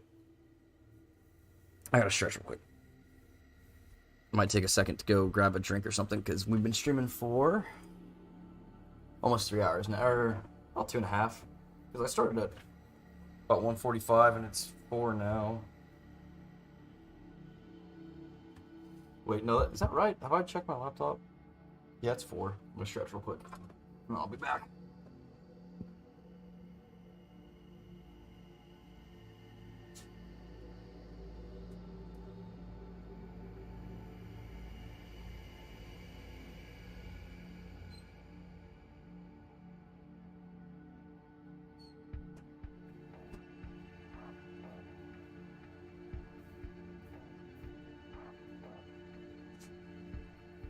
Alright. We're coming, so this is about the halfway point of the game. We're about to be introduced to the major power struggles of the city, and then after that, we're gonna be on the home stretch. However, we haven't seen Agathon's stuff yet. My abuela. One of these nights you'll have to buy something. You reflect as you ring on the doorbell on the occult bookstore that serves Agathon's having something about auras or the tarot. The same sleep-deprived blonde woman you saw on your first night opens the door. Each kindred has their own servants, and Agathon seems to go for the tired, wicked mom type. Oh, that's you. Go ahead and come on in. The woman disappears in the back room even as you close the door behind you. Lacking any better directions, you make your way up the stairs. As you reach the second floor, you realize you hear Agathon's voice. You come up just in time to see him standing on the middle of his ritual paraphernalia with his wrist cut open over a wrought iron stand holding a blood-red stone. Blood drips from the wound in his wrist onto the stone. It looks as if it's absorbed into it. I'm probably not going to need to interrupt blood rituals, so you wait for Agathon to finish. A few minutes later, he opens his eyes and smiles ruefully. I've done so many of these rituals, I hope it's not off-putting for you. Agathon smears a bit of his blood over the wound and you see it close. It looks like he does this so often he barely pays attention to it anymore. Yeah, we're all vampires here. That we are. He picks up the blood stone from its stand. This is a bloodstone. Could be useful. Doesn't seem inclined to elaborate. Anyway, let's go. He pockets the stone and leaves you back down the stairs and outside his car. Soon you're on your way back to Queens and Flushing Meadow, Corona Park. Oh, we're here again. Coming to New York Park in the middle of the night might have you worried when you were alive, but now it's normal. If someone tries to mug you, it means you have an opportunity to feed. Agathon walks with a purpose, as if he knows exactly where to go. You see the Unisphere, a giant metal sculpture of Earth lit up so parkgoers can appreciate the night. You're not sure how Agathon picks his ritual spots, but he must have a purpose in mind. The sculpture stands in the background, giving his preparations added dramatic weight. Stand and watch while I perform the ritual. It will reveal whether the notes we seek are here. I'll lose control of the incantation field to keep me free of distractions. You settle in for a boring half an hour where Agathon mumbles and makes strange gestures, spilling drops of his blood at regular intervals. From the outside, the ritual's not particularly flashy. He repeats a mantra under his breath and walks with measured steps until he stops and turns around, walking back. It looks like there's an invisible structure he must follow, unseen patterns and limits governing his movements. As choreographies go, it doesn't look particularly difficult to learn, but you suspect there are hidden dimensions of skill and understanding involved. A lone drunken woman walks towards you. Hard to say what she's doing at the park. She's a little older, white, dressed like a suburban divorcee. What's your friend doing? You got hot. The woman's words are slurred by alcohol, but she seems to decide that you are this evening's entertainment. Hey, you, stop being weird and dog to me. The woman seems determined to walk past you towards Agathon. This looks like the kind of interruption he was worried about. Agathon's deeply immersed in his ritual, so why not use the time you have constructively? You walk up to the woman from behind, grab her by the shoulders, and sink your fangs into her throat. Blood tinged with alcohol and horniness flows into your mouth, and the woman's went from the sudden pleasure of the kiss. Oh, I need to sit down. Just as you lick the wound close, the woman collapses on the ground, swaying, trying to sit upright. Suddenly you hear a scream of rage. Startled, You turn around to see Agathon running at the woman on the ground, his expression contorted with hate. Did the woman make enough noise to interfere with the ritual? You step between Agathon and the woman and lift your hands up in an attempt to calm him down. What are you doing? That's not you. Looks at you wild-eyed. For a second, she'll attack you. Suddenly, he snaps out of it, shaking his head, looking at the terrified drunken woman in disgust and embarrassment. Thank you. I'm sorry you had to see that. I don't usually lose control. Sorry to break the ritual. I know you brought me along so this wouldn't happen. It wasn't you. One of my wards was triggered. We have to go now. Starts running towards his car and you do your best to follow. Usually, Agathon drives more carefully than most humans, but now something is different. He's speeding, honking every car. He's driving towards the Bronx, and twice, Agathon almost collides with another car. He's clearly not driving quick, but something's overriding his caution. You screech to a stop in front of the red tile apartment building. Agathon jumps out of the car and starts running, leaving you to take the keys from the ignition and close the doors. He disappears up the stairs and you follows agitated, shouting, Abuela, it's me, Javi. You get to the 5th floor landing after a run that would have left your mortal self winded, so you find Agathon banging on an apartment door and fiddling with his keyring. A few of the neighbors poke their head out in the hallway, but no one intervenes. He finds the right key and slams the door open. You follow, entering what looks like the home of an old Mexican lady. There are portraits on the mantelpiece and a crucifix on the wall. The apartment smells musty with old age, and you detect a faint odor of vampiric blood. Sylvia, where are you? You come to the living room to find a body covered by a blanket in the corner of a sofa. The television is on, but the sound is off. It looks like a Spanish language channel. Agathon tears at the blanket, pulling her away in panic. He realizes an old woman waking up in bleary-eyed confusion. Why are you burgeoning like this? Who's your friend? You're alive, Abuela. Hugs the old lady and turns to you. You'll have to introduce yourself. I'll check the ward. Something triggered them and I'll have to see if they still work. Sylvia snuggles deeper into her blankets. This is vampiric business. Always when there is trouble, it's the vampires. Clearly the masquerade hasn't held in this household. Yeah, Agathon's worried someone wants to hurt you. Anyway, I'm Hannibal. You must be his grandmother. No one wants to hurt me. Don't be silly. He's always worrying that boy. She gives 0 fucks. This is about the girl who came to visit. I can tell. Javi was never good at keeping secrets, so much like his mother. You hear Agathon rummaging around the small apartment as he's scratching at something on the walls. He's always doing that, writing on the walls with blood, making runes. I tell him to cover them with photos and the paintings, but he won't listen. I have to do it myself. That explains the faint smell of vampire blood in the apartment. Otherwise, I can't invite friends over for tea. They'll ask questions if I have runes all over my house. It doesn't look like a Christian home anymore. What did she talk about? She wanted to know why what Javi was like as a child. I told her he was an adorable child, always so dutiful. She's a vampire too, I expect. Are you a vampire? No, please, don't say things like that. I'm an old woman. Laughing hurts. Agathon returns, still agitated. She wanted to send a message. If we let her find the notes first, she'll hurt my abuela. No, she won't. She gave me a message for you. She said to think very carefully whether your clan will really protect your loved ones. She was here to tell me that? Maybe that's good. It doesn't sound like she wants to hurt you. She was a nice girl. This is all we can do here. You say your goodbyes and soon you're outside sitting in Agathon's car. What a catastrophe. To think Juno was here. The war triggered when a vampire enters the perimeter, so Juno was there just as I was doing the ritual in the park. I'll take you back to your haven.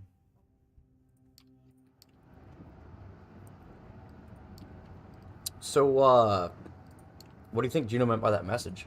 She's telling me that if I push comes to shove, the Tremere will kill my grandmother to protect the masquerade or other kindred interests, and as if I didn't know that. He's gripping the wheel harder than he should, although he's back to his usual careful driving style. Kadir and the rest of the Camarilla won't be too happy to hear one of the morals and it's all about us. Who's going to tell them? You? You'd be surprised what kind of things those Camarilla stalwart get up to when no one is watching. He met Agathon's grandmother in awkward circumstances, but he clearly loves her. You don't know what to say about the world of the kindred, to say whether that's normal or not. It seems to keep Agathon connected to the world in a way that feels alien for some of the other kindred you've met. And end of the night.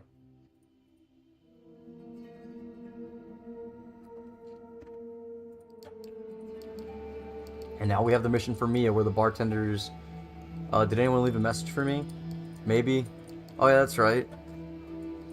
Told me to be interested in reading this, and it's got a note in the corner where we need to figure out...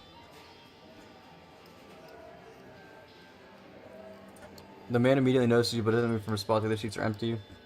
It's not just Bruce. Hey, have I seen you here before? Ah, I'm a regular. Oh, that's weird. This place is kind of a dump.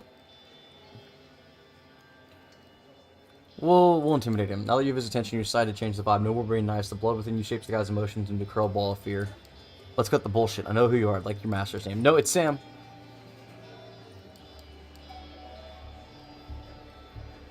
Call after him to stop. Hey man, stop. I just want to talk. So that's all you got. It's not much. Could be a fragment of the name, male or female. At least it's something. You could pull out a name out of your ass and let me figure it out.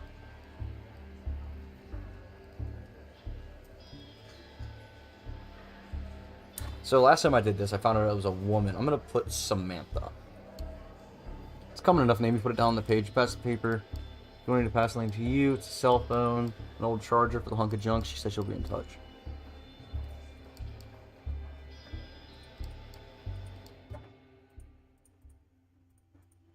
So now we can do agathons. You're in your haven when someone knocks at your front door. Puzzled, you open it. Agathon stand in the hallway expectantly, as if the 10 seconds took for you to come to the door was an impossible imposition.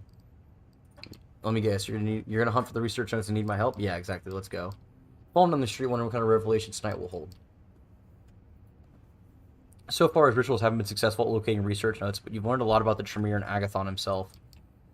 That this time I've got it. The problem is when an old vampire disappears, we're so secretive that it's hard for us to find out what they were up to. You may have guessed that the notes we're looking for belongs to an old member of our house. Problems that we need them to continue her research. What's the research about? I can tell you. Animal blood is disgusting, right? Technically, if we can subsist on it, but it tastes vile. The question is, can we change the fact we're doomed to hunt humans for blood? Eventually, you roll up to an industrial area called Willett's Point. It doesn't really look like a place where a blood sorcerer would hang out.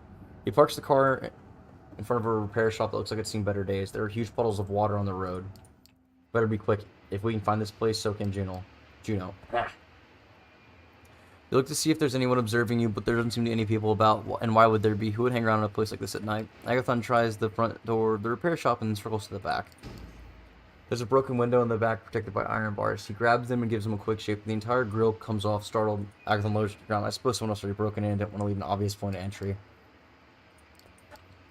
Looking around, you realize that the repair shop has been abandoned for some time. It looks like homeless people have stayed here in the past, but no one's squatting right now. I'll do the... Okay, be right back. I'm gonna fill up a water bottle and put it in the fridge. I'm thirsty.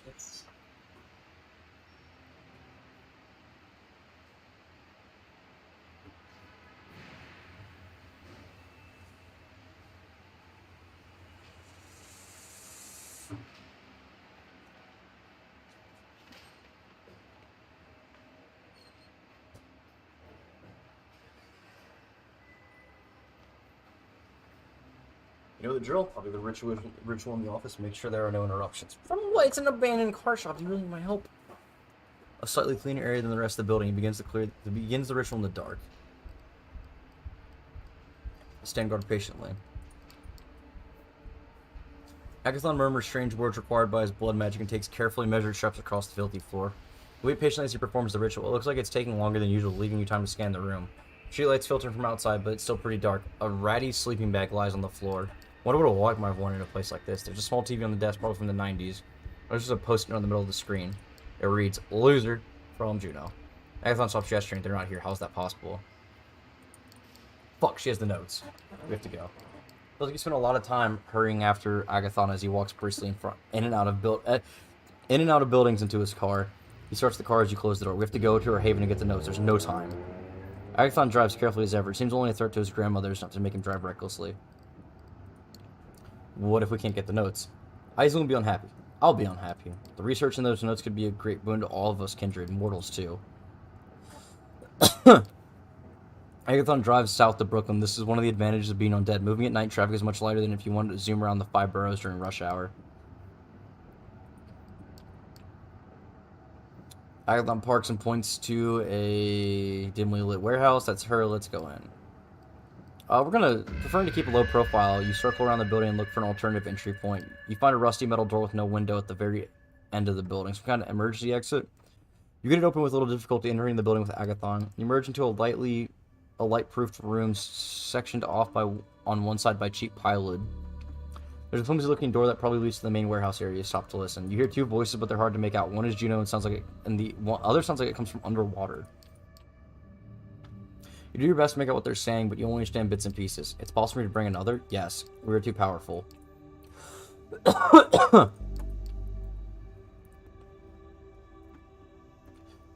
Agathon breaks the door down by ramming into his shoulder. It's flimsy and breaks with surprising little effort. You and Agathon barge into the space and find yourselves at the periphery of a candlelit ritual circle. Your eyes are drawn to the wash basin at Juno's feet.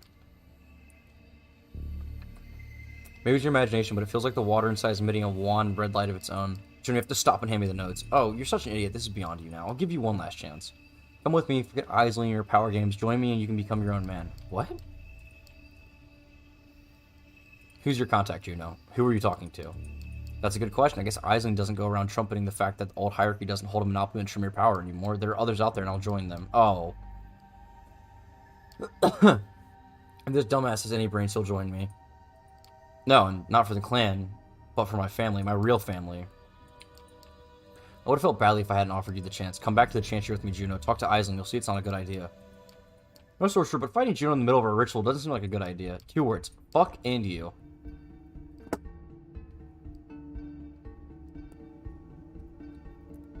I'm taking the notes. While Juno's attention is focused on Agathon, you lunge at her. She doesn't even have time to blink before you grab the folder from her and keep speeding out of the building. You don't look back. You anxiously await Agathon by his car. It's only a few minutes that he emerges from the warehouse looking worse for wear. He stumbles out clearly in pain, and you see his skin has turned to an ashy unhealthy color. He looks at you with a smile nonetheless. His voice is a croak. She got away. The notes. Yeah, boy! As you take off, his driving is even more careful than usual, with each move making him wince in pain. You sit in silence as he drives you back to Manhattan. Traffic in small hours is a merciful sight. You consider your next words. So, what's going to happen to Juno? I don't know. We have the notes and that's what counts. Perhaps it really was about the research form. You reach the occult bookstore after Agathon parks the car. You head inside and climb the second floor to find Isling waiting for you.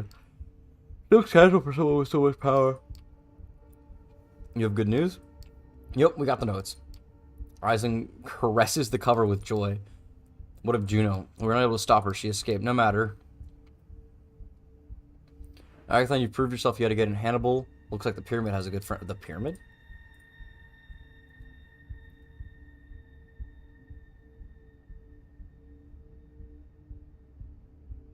The traditional hierarchy of blood bonds reaching from the top to the bottom of the pyramid used to define the Tremere. But after the fall of Vienna, their blood is recoiled and aborted all such connections. As such, it can no longer blood bond other kindred without the rigid structure ordering their clan into rank and value. Some warlocks find themselves competing for anything that might allow them to gain some of their former power. Oh. So they can't force each other into each other's service anymore. Just smile and wave. You leave the bookstore with praise ringing in your ears. Even the taciturn Agathon manages to smile. You have no idea what will happen with the notes, but you have a feeling you've reached understand with Agathon. Perhaps that was enough in this world of backside betrayal that you now inhabit. A piece of paper sticking out of your mailbox. It's a computer to print out from Google Maps. Meet the indicated spot tomorrow at 10 p.m. Yeah, this is fishy as fuck. I don't want to go. No news from Mia. Why would you go there?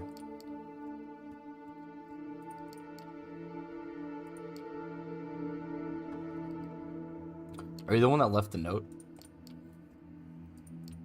The ink on the paper did the message leave. The ink on the paper did your face here bring. Oh fuck, she's a Malkavian. So you got the message. I did. You'll come with us. The boss wants to meet you. Callahan? That's the boss. That's Boss Callahan to you, fuckface. That's just you to move. We got places to be. Or we can do it the hard way. Escape the trap. Coming here was a mistake. It's time to blow this joint. Your muscles move in tense preparation for a sprint that will take you away from this place and back inside the car. A shriek fills your head. It's the woman. She's ridiculing you, provoking you to stay and fight, to show them you're not to be ordered around. They try to overcome you, but you fight back. You break one guy's nose and dislocate another's kneecap. Yeah, who's big and scary now, you fuckers? And then you get staked. Do I always have to do everything myself? Load them onto the boat you use as cocksuckers. And now we're gonna meet Callahan, who's fucking... I don't even lie. I hate this dude. You're the Anarch. You're a dumb-looking motherfucker. Much obliged, Vincent. Let's... I don't care. He tries to threaten us. Do you know why you're here? Oh, you're dying to tell me. Don't get smart with me. I don't like this guy. I don't even want to give him screen time. He's really fucking useless.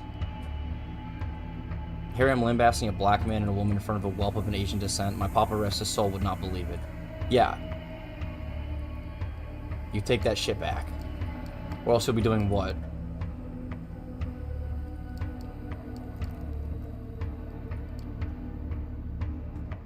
I'll request something. Nobody. It was my idea to go to Torque. Oh, really? What was your intention behind the meeting?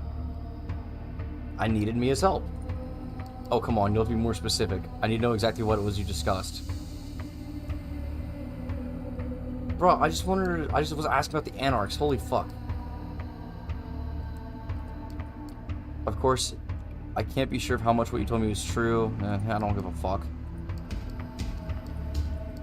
Basically, he's racist, sexist, old, and he's from the, I think, yeah. He was a mob boss during the 1920s. Tells me I can't go to Torque, and if I do, I'll die. It's not worth really even caring.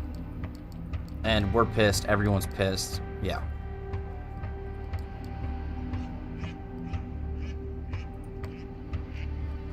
And wait, what? This didn't happen last time. Last time I held it together. Oh, I guess I did just get the shit kicked out of me and used my abilities.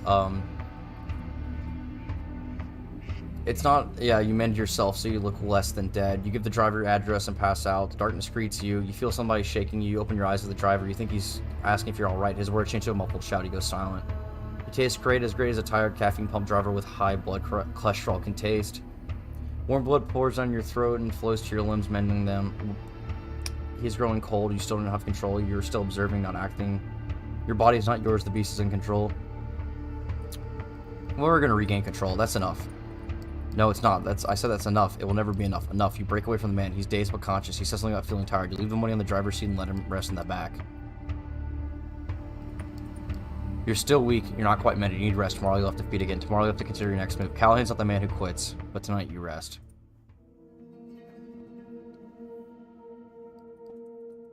For one, I'm surprised my body mended. And it comes with a caveat. The hunger is now ridiculous. And it's a call from Mia. Keep that old thing charged after all, huh? You alright? Cut to the fucking chase. What, not a fan of small talk? Torque has agreed to meet you. There's a pub at the Bronx. Solids and Stripes. Be there tonight. Two things. No drinking on the premise. And this is exclusively no powers meeting with commoners this evening. So we don't trust you, so keep it casual or you'll blow it. Anything you'd like to add? Expect company. I met Callahan. He kicked my ass for meeting Torque, so you keep an eye out to make sure I comply. Fuck. I can't promise you any protection on your way there or back. At the club, you'll be in Torque's domain. Callahan doesn't have the balls to attack there.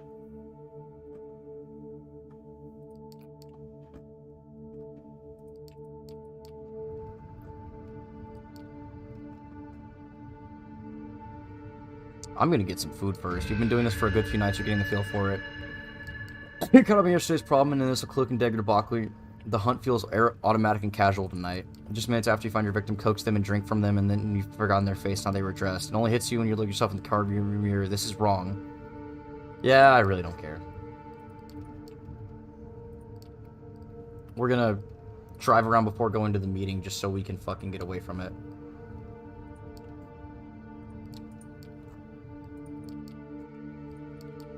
You reach the pub, shoot a final glance around. There's nobody suspicious as far as you can see, and open the door. Man, it sucks Dan's not back yet. This is a good introduction of a character right here. The lethargic fans... The smell of cigarettes overwhelming. The whole place is an aura about it. A constant fog hanging right under the ceiling. The lethargic fans do nothing to disperse it. I didn't think my throat was dry at all, but it keeps cracking. Like, the back just keeps getting itchy. The constant crack of billiard balls and clinking of glasses tell you all you need about the clientele. It's not a very vampiric place at all. You're wondering if you got the address right. I mean, you apparently did. Mia's here, and she motions you to one of the few tables around. It took your sweet time to get here. What, got cold feet? Anyone follow you? Not that I know of. Fair enough. Before I introduce you, there's some outstanding business to discuss. Whoever Samantha is, she's got to be new in the city. My contact's gonna be empty. No one knows this lady, and why she'd bother having a ghoul spot on me. I need to keep digging. Unless you were just shitballing, in which case I'll kick your ass when I find out. You walk over to one of the tables. A guy in a coat and hat leans over and takes his shot. He's way ahead of his opponent. The table is clear of his ball, save for the 8-ball in a tricky position. Be with you in just a moment. The hit is fast pressed and sends the black ball exactly where the player wanted. His opponent lets out a sigh. That's it. I believe it's $150. You want to pay up now or up the stakes again? He accepts his defeat and pays up, then grabs another beer. So the victor goes to Spoils. Thank you kindly. The man is good looking, if somewhat gaunt and intense. His eyes pierce right through your core, but not in an unpleasant way. Name's Torque. I believe you're Hannibal Burris? Sophia Langley's new plaything, is that right? Yeah. Yeah, Mia told me. Forgive my being real with you right off the bat, but I like to know who it is I'm dealing with, so here's the thing I've been scratching my head about. You're with Langley, and Langley's Cam, and Cam's through and through. What's you been sent here to do tonight?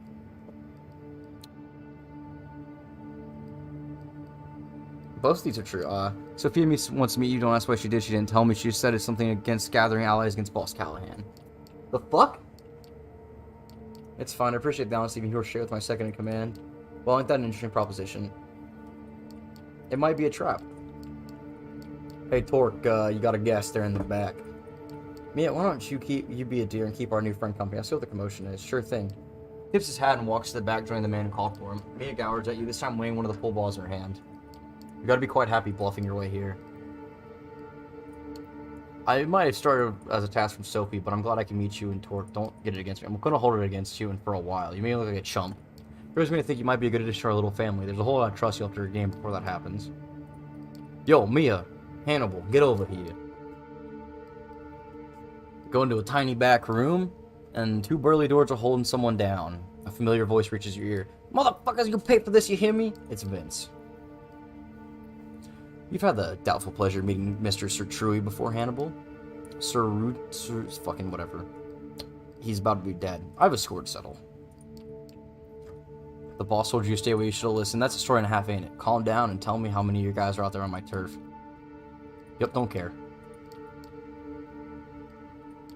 Well, if that's the case, I guess reading NYC of your toady ass won't make it any worse. Actually, I have an idea. He beat you up before? You want to repay the favor? Yes. Go right ahead.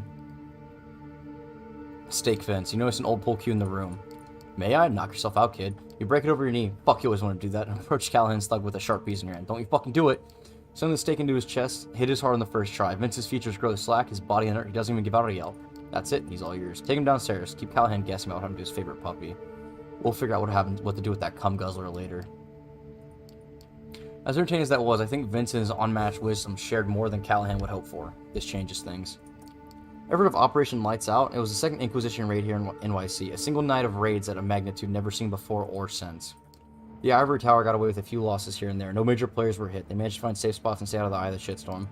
Us, though, we got hit hard all over town. Havens were rooted out, entire Coteries and safe houses gone, just like that. No one saw it coming. I barely got out in one piece. Others, like my child Barb or Mia's sire, extinguished. But you know who got out without a scratch? Callahan. We thought about it for the past few years. How's that Big B managed to excuse himself from the Staten Island Museum where we used to meet just before vans full of guys in body armor showed up? How's my babies burned up after being shot with incendiary rounds? I also see Doug Callahan running with his tail between his legs, pushing fledglings like you in the path of the SI. We think the bastard set us up, not just us. Some of our brothers and sisters who got hit had the lowest profile of the city's lit population. Callahan's opportunistic, and if his thickest followers suggest he's going to sell me out, then that's what he's going to do, as sure as the sun rises. You said something about Langley having an offer for me? It might be your fault. It might be your fault in that part that I'm at this juncture, but now it's going to be a good time to just listen to what she has to say. Well, what do you have me then?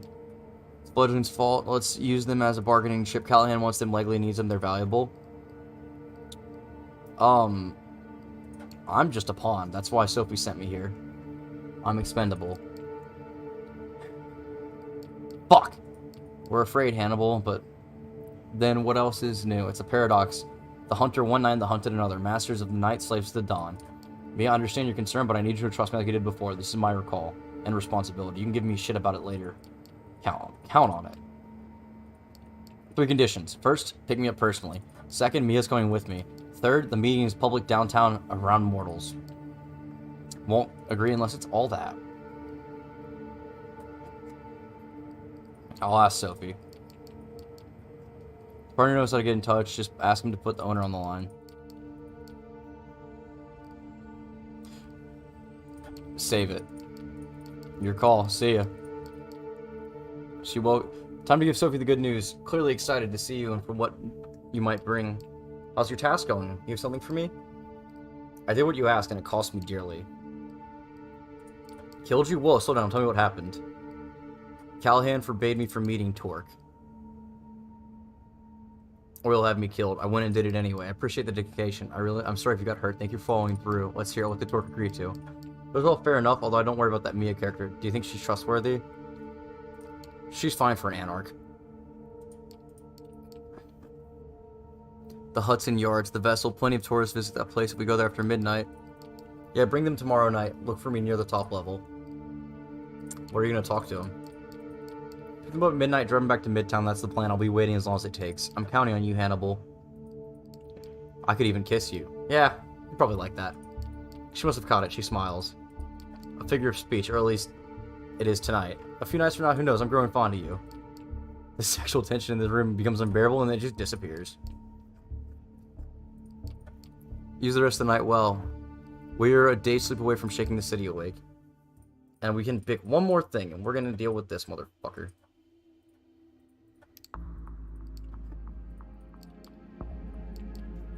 And it's this guy still alive. I'm glad you're in the neighborhood. If you can come talk to me one more time, that'd be wonderful. So he's here this morning. I'll take care of it.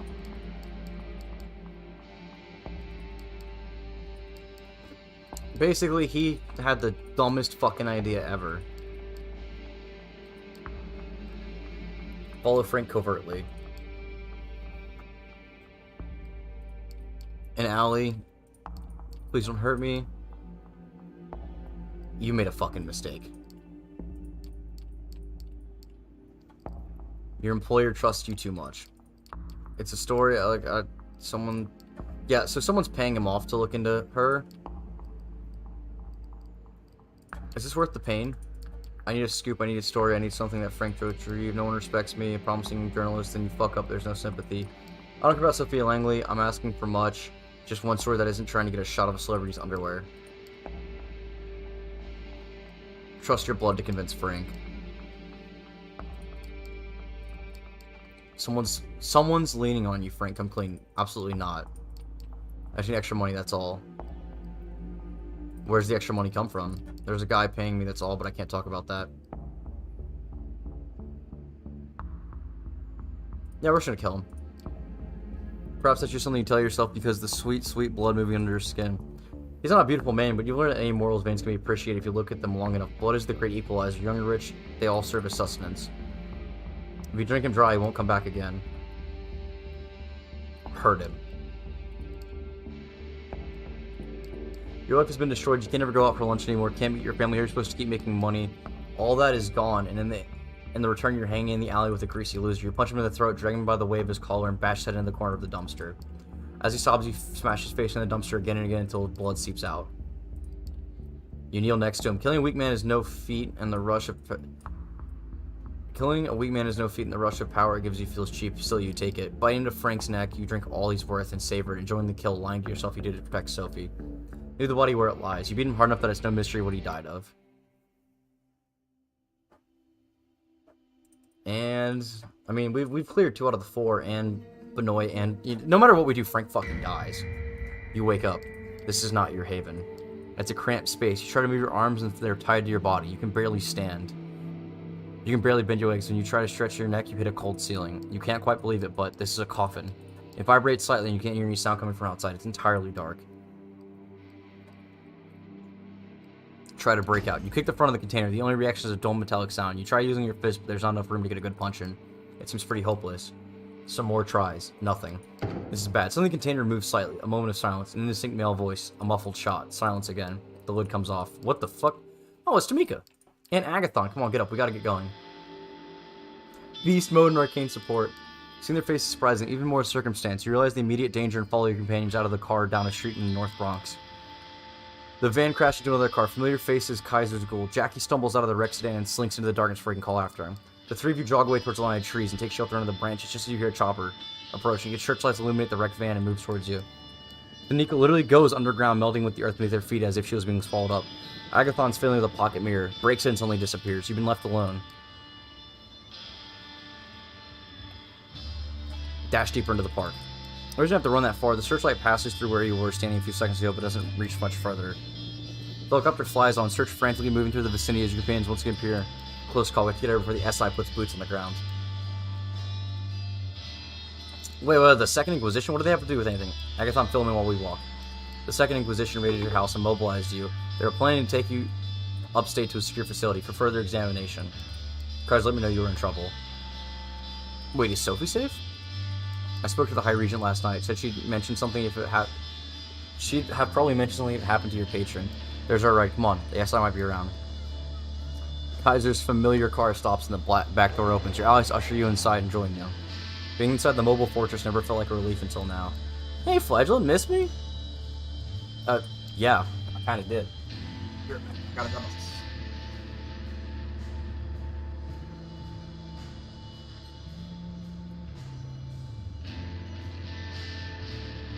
Yeah, I kinda did, you fucking OP Nosferatu.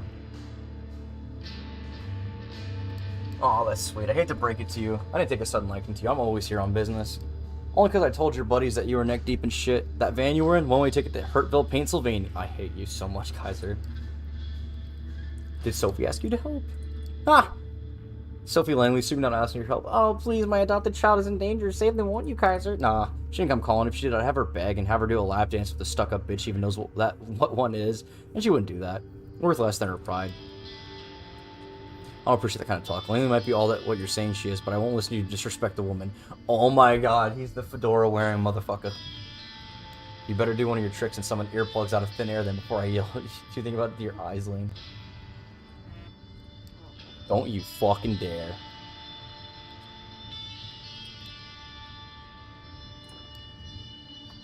He must be real fun at parties. Anyway, we gotta get back on track. I have a good idea of why the SI hit you. Now, there aren't tons of good reasons for it. Might have been one of these. The screams in Kaiser's far.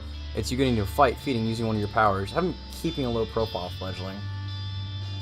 I get it, you're new to this, you didn't know better, yada yada. The fact is, the SI has tons of this stuff. Security camera footage, YouTube videos, social media posts, you name it. Like I said, though,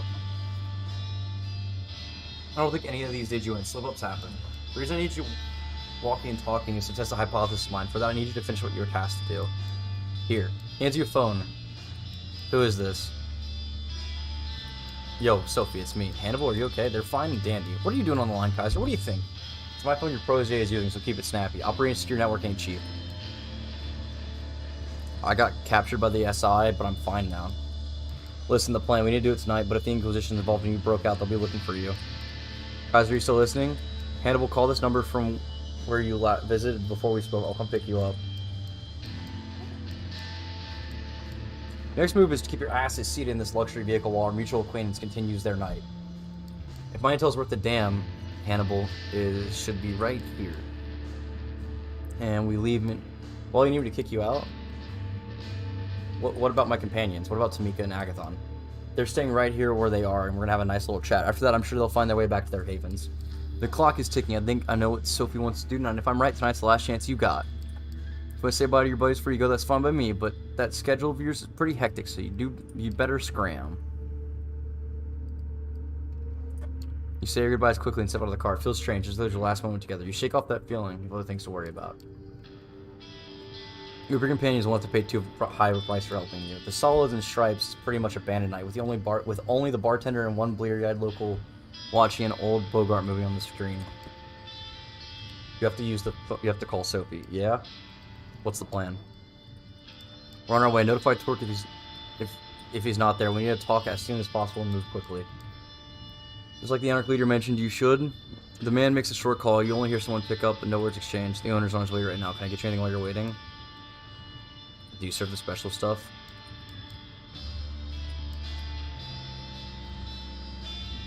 Dude, it's been a rough night. Give me a break.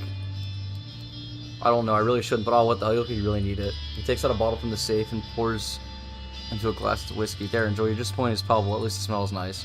Within 10 minutes later, he tips his hat to you, puts a hand on the bleary-eyed patron's shoulder, and says something to him under their breath. They both laugh. Marty, how's the night going? Quiet, sir. So you like it?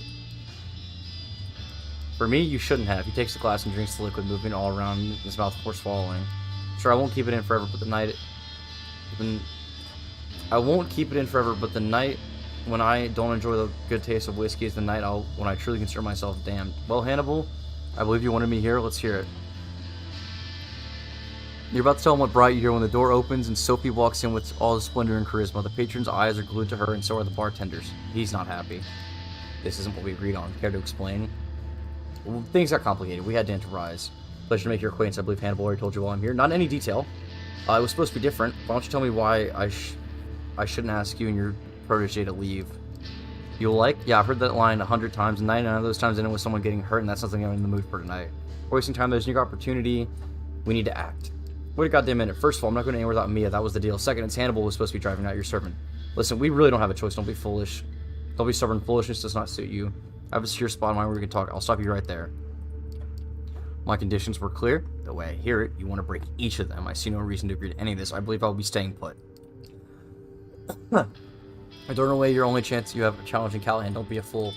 Call me a fool one more time, and the only thing that's no, and that's not the only thing I'm going to be throwing.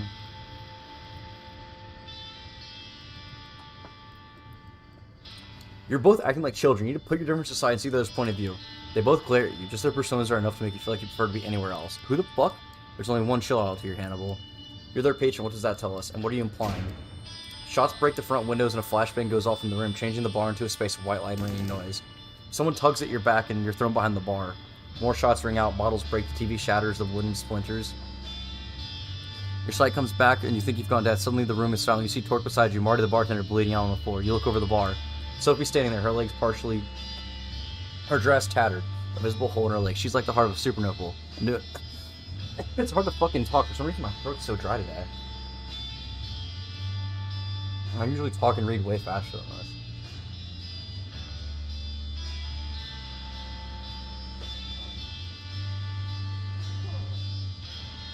Entrancing, unavoidable, beautiful, and terrifying. In front of her are 8 operatives looking like a private military just standing there.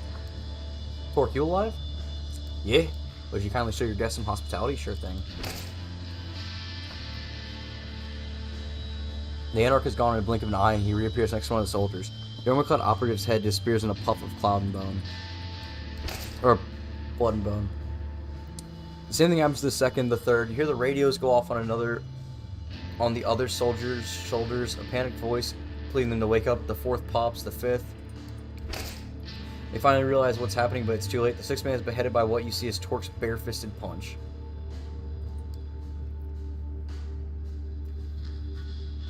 Sophie walks over to the last man and has him kneel in front of her before biting as well. On your right, a man in full body emerges from the back door raising his assault rifle. What the fuck? Not thinking twice, you stand up and grab the soldier's neck in your hands. Before he can react, you twist. The sickening sound of broken bone, followed by the crumpling of his limp body. You see her holding a combat knife in his hand, ready to throw. He catches your eyes. Beat me to it. Langley? That means still an item? Yep, I'll take it. Splendid. Torque walks behind the bar and checks on the bartender. You see the Anarch open his own wrist and feed it blood. Drink up, Marty. It'll make you feel better. Get the hell out of here and wait for Mia. She's coming. She'll know what to do. Torque? Yeah, come. Take the back door.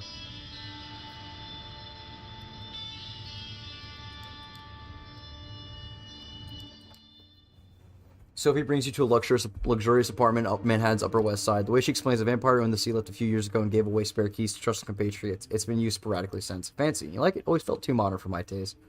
What's important is it's secure.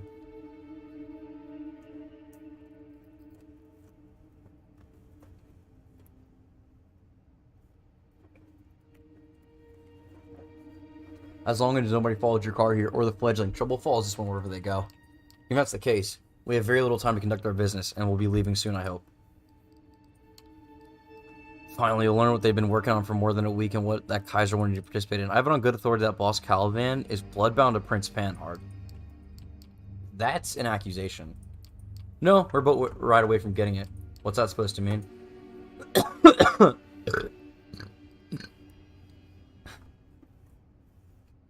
The address I procured from Kaiser was the meeting spot for Panhard and the Baron's regular sharing of blood and other bodily fluids if the rumors were true. Wait, Kaiser knew about this? Anything an unsufferable clump of Deathskin doesn't know. He knows things, only shares them if you pay. Neither Prince nor Callahan can touch him. He's too useful. Aren't you afraid he's going to betray you? I considered that might be the case. If that's what happened, then it's already done. There's an ever-present risk, but if it hasn't stopped me thus far, it won't now. I don't like that he's involved, but then again, I've been used to sitting long enough, he's always involved. They meet regularly in Ellis Island, in fact, the next scheduled meeting in just half an hour. I want you to see the proof for yourself so I can make sure, too, that I have an extra pair of eyes for Panhard to consider when presenting her ultimatum. Let's abandon her seat and leave New York. She can go wherever she pleases, but if she stays, the entire court will know and the next prince might not look favorably on her past. Dealing with anarchs so closely is an unpunishable offense to the Camarilla. So I did. If you're made of Panhard and Callahan, then what? Did you ever wonder why Callahan is keeping you in check? Because I wondered why the prince condemns Anarch during her visit to Elysium, but doesn't allow the Ivory Tower to challenge you. They've engineered the status quo not for the good of us, but for their private gain. They keep us all in line because it lets them hold on to power that much longer. And your goal is make this Cold War turn hot?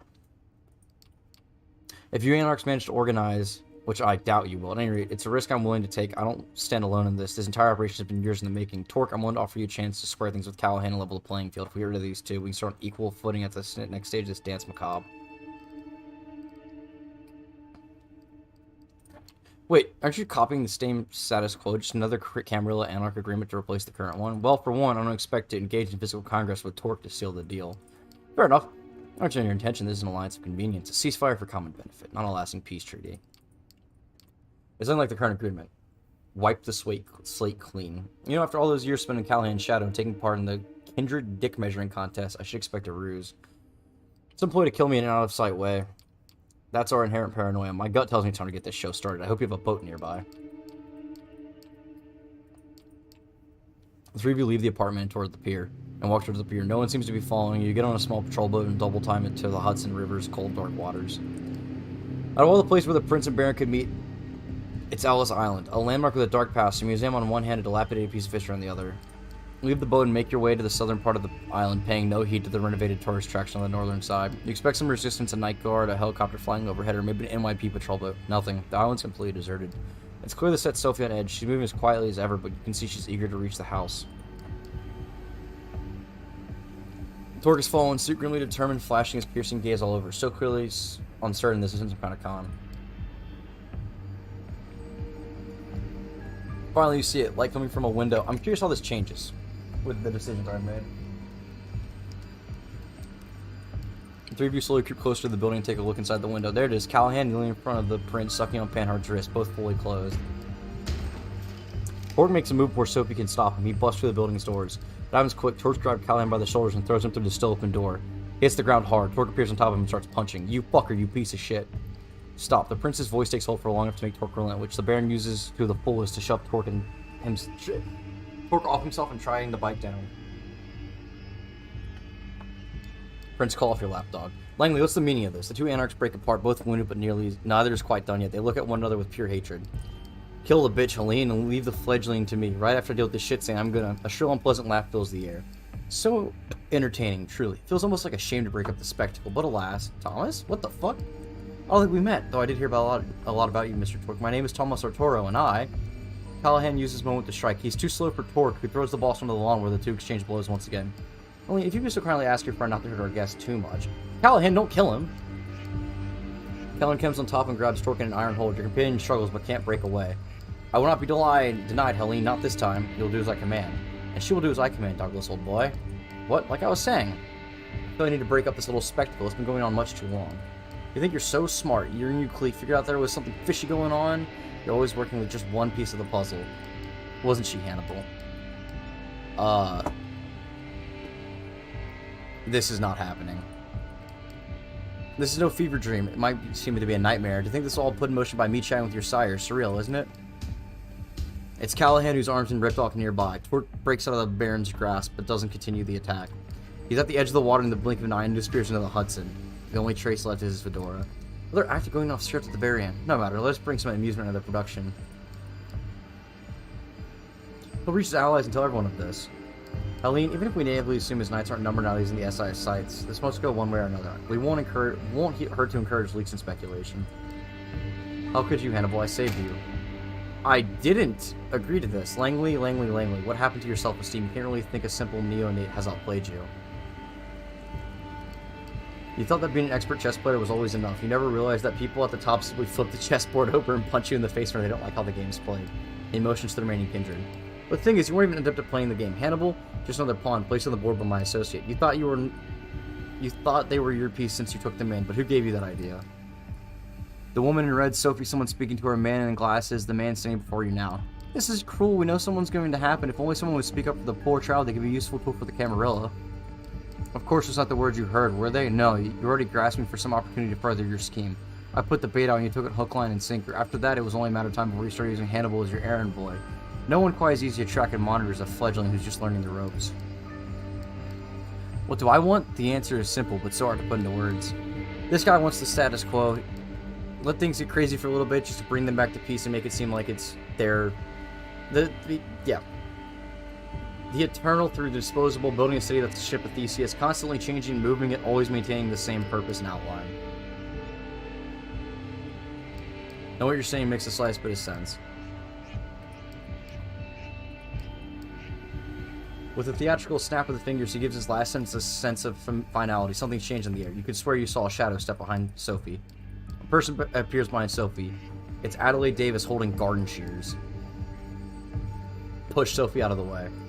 You take off and rush towards Sophie. Only take a few steps before a figure blinks right next to you and pushes you away. Arturo. You hear the shears snip. Sophie's red hair conceals her face as her head falls separated from her shoulders. Silence. Arturo's unpleasant laughter erupts right next to you. Oh, your career's moving at breakneck pace. Open up. Let me congratulate you on your promotion. You fucking killed Sophie. Adelaide, jealous over, is taking a stab at the heart of the matter. My hands, my tongue, conscience is clean. Feel free to leave us and take the Baron with you. Thomas, I don't think you should shush. You're being jealous, Adelaide. Escort the prince and dear Douglas, please. Sure thing, darling. You try not to look, but it's hard to ignore her face, her frame decomposing in front of your eyes. Congratulations, you've won this game. Set on a suicidal mission, brought down the power-hungry wannabe tyrant, even if it wasn't the way you imagined. Never for you to enjoy paradise. What they don't tell you, of course, is living in paradise is inherently sinful when not everyone can partake. You know, never taught me to believe in fate. My life began right here and began with utter despair. It was to drown myself in, my first intent to drown myself in books and reading until literature gave me the piece of wisdom I needed to go on. I find reading a silly hobby in retrospect. I always had this minuscule hope that the next sentence I read could finally bring me salvation, but it never did. The more I read, the easier it was for me to boil every paragraph down to a power relationship, the character's influence. So yeah, this is when the game gets really weird and starts going off and off and off and off and off about how society and this and that. I'm not a fan of it. Personally, it's really, really long and annoying. And at the end, guess what? You don't even have a choice. Yeah, you don't get a fuck. It's well written. I like the characters. But this is a fucking shitty cop-out ending that I hate. Because none of the choices you make matter at this point. Nothing changed because because I spared Benoit. Nothing changed because I had different companions with me. I just got different achievements on Steam. And like, that's it. It makes me not want to play the next game. Like, I like the story and where it's going, but like straight up. I mean, maybe if we look at the achievements guide, there's a way to get like a different ending or something where you say like.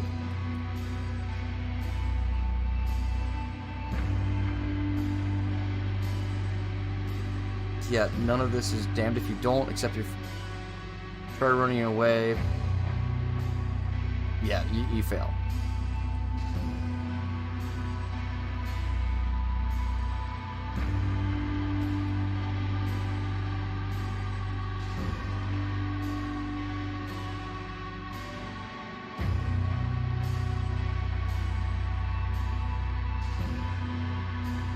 Yeah, so this is for who comes to help you. And then there's so the ending is the same no matter what. Or fail to recruit somebody and oh, I guess you can have like a really bad failure.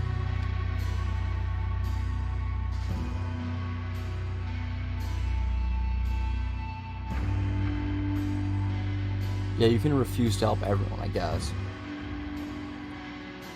Canon endings, damned if you do in the New York trilogy. That's it. Yeah, so there's only one ending. There's only this ending, and that's it. That's shitty. Because the ending didn't change at all. I don't know. Like, I want to like this. It's well written. It is fun when it's, like, not sniffing its own fucking pretentious farts of, oh, society is so corrupt. The vampires are just people. It's like, no, dude. You know why Bloodlines is really interesting? Because they painted a very good picture of the world and all the interconnected threads, and you could understand them. In this, at no point is it hinted that they tell you about things that you didn't see. Like it's some revelation, and I was hoping that if I replayed the game, it would like make different choices, and I would see. But the exact same thing fucking happened. Like, even if you fail, Kaiser comes to save you. Like, maybe that's the game's message, is like, oh, you don't really have power because society, we live in a society. But it's bad. Like, this would have been better as a book. But, you know, fucking visual novels with good art sell more than a book will. But it's just fucking disappointing. Because the whole point of, like, Bloodlines is you have all, like, Bloodlines is the only other Vampire the Masquerade game I've played.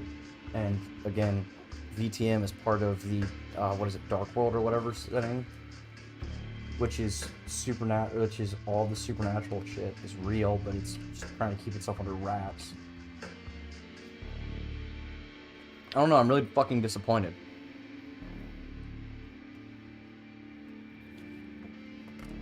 If you warn Sophie, she dies.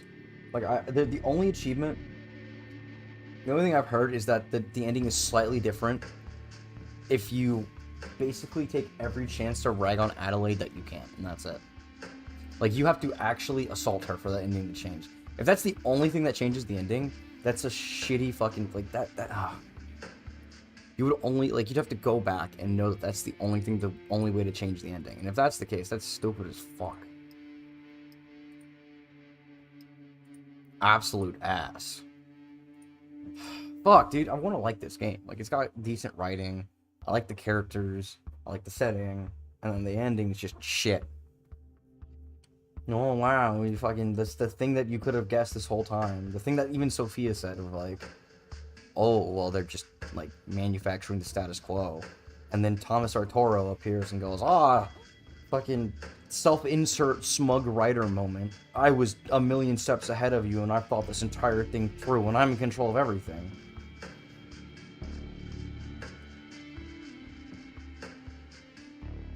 It's really dumb. I'm not a fan. Especially because the other Vampire the Masquerade things, like, in Bloodlines, the closest character... So at the big reveal at the end of Bloodlines is that the Antediluvian wasn't in the coffin and that Jack had already beat everyone to it. And all of the shit unfurling in the game after, like, the first act, Laughing Jack is just sitting back enjoying the fucking chaos as the Anarchs end up overthrowing the Camarilla again.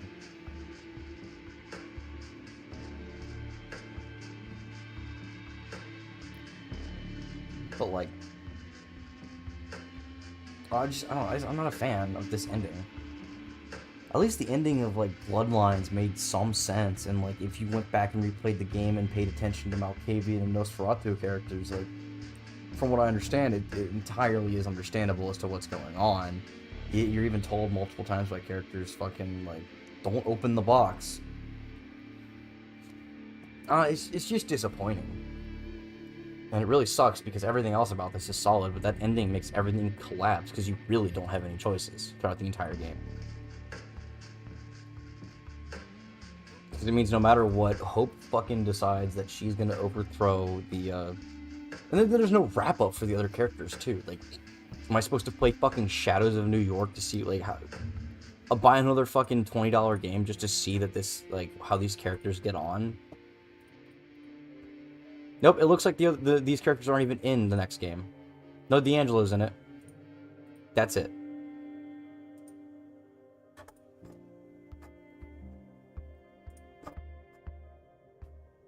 That's literally it. Yeah, it's World of Darkness. It's like, it really does annoy me, because World of Darkness, as far as I understand, is like a really good setting, and they have all these Heart of the Forest, I didn't even know there's a werewolf game. But, yeah, it's, you know, Coteries, Shadows of New York, and I guess there's more games down the line. And they're not mostly positive. How do you get that ending and think it's good? For a visual novel, it's pretty good until I reach the end, which is horribly written. A character you've never seen pops up and goes, "Ha, I was pulling the strings all along," and it's the end. So you can talk to Arturo multiple times throughout the story, and at no point does he hint at any of this. He's just vain and annoying. Yeah, so I don't know. I'm not gonna grab the next game because I don't think it's gonna be good. I hope everyone has a good day. Like, thanks for tuning into the stream. If you're listening to the VOD, this is probably the last stream I'm doing before I deploy, unless I get drunk and decide to play something. But man, that sucks.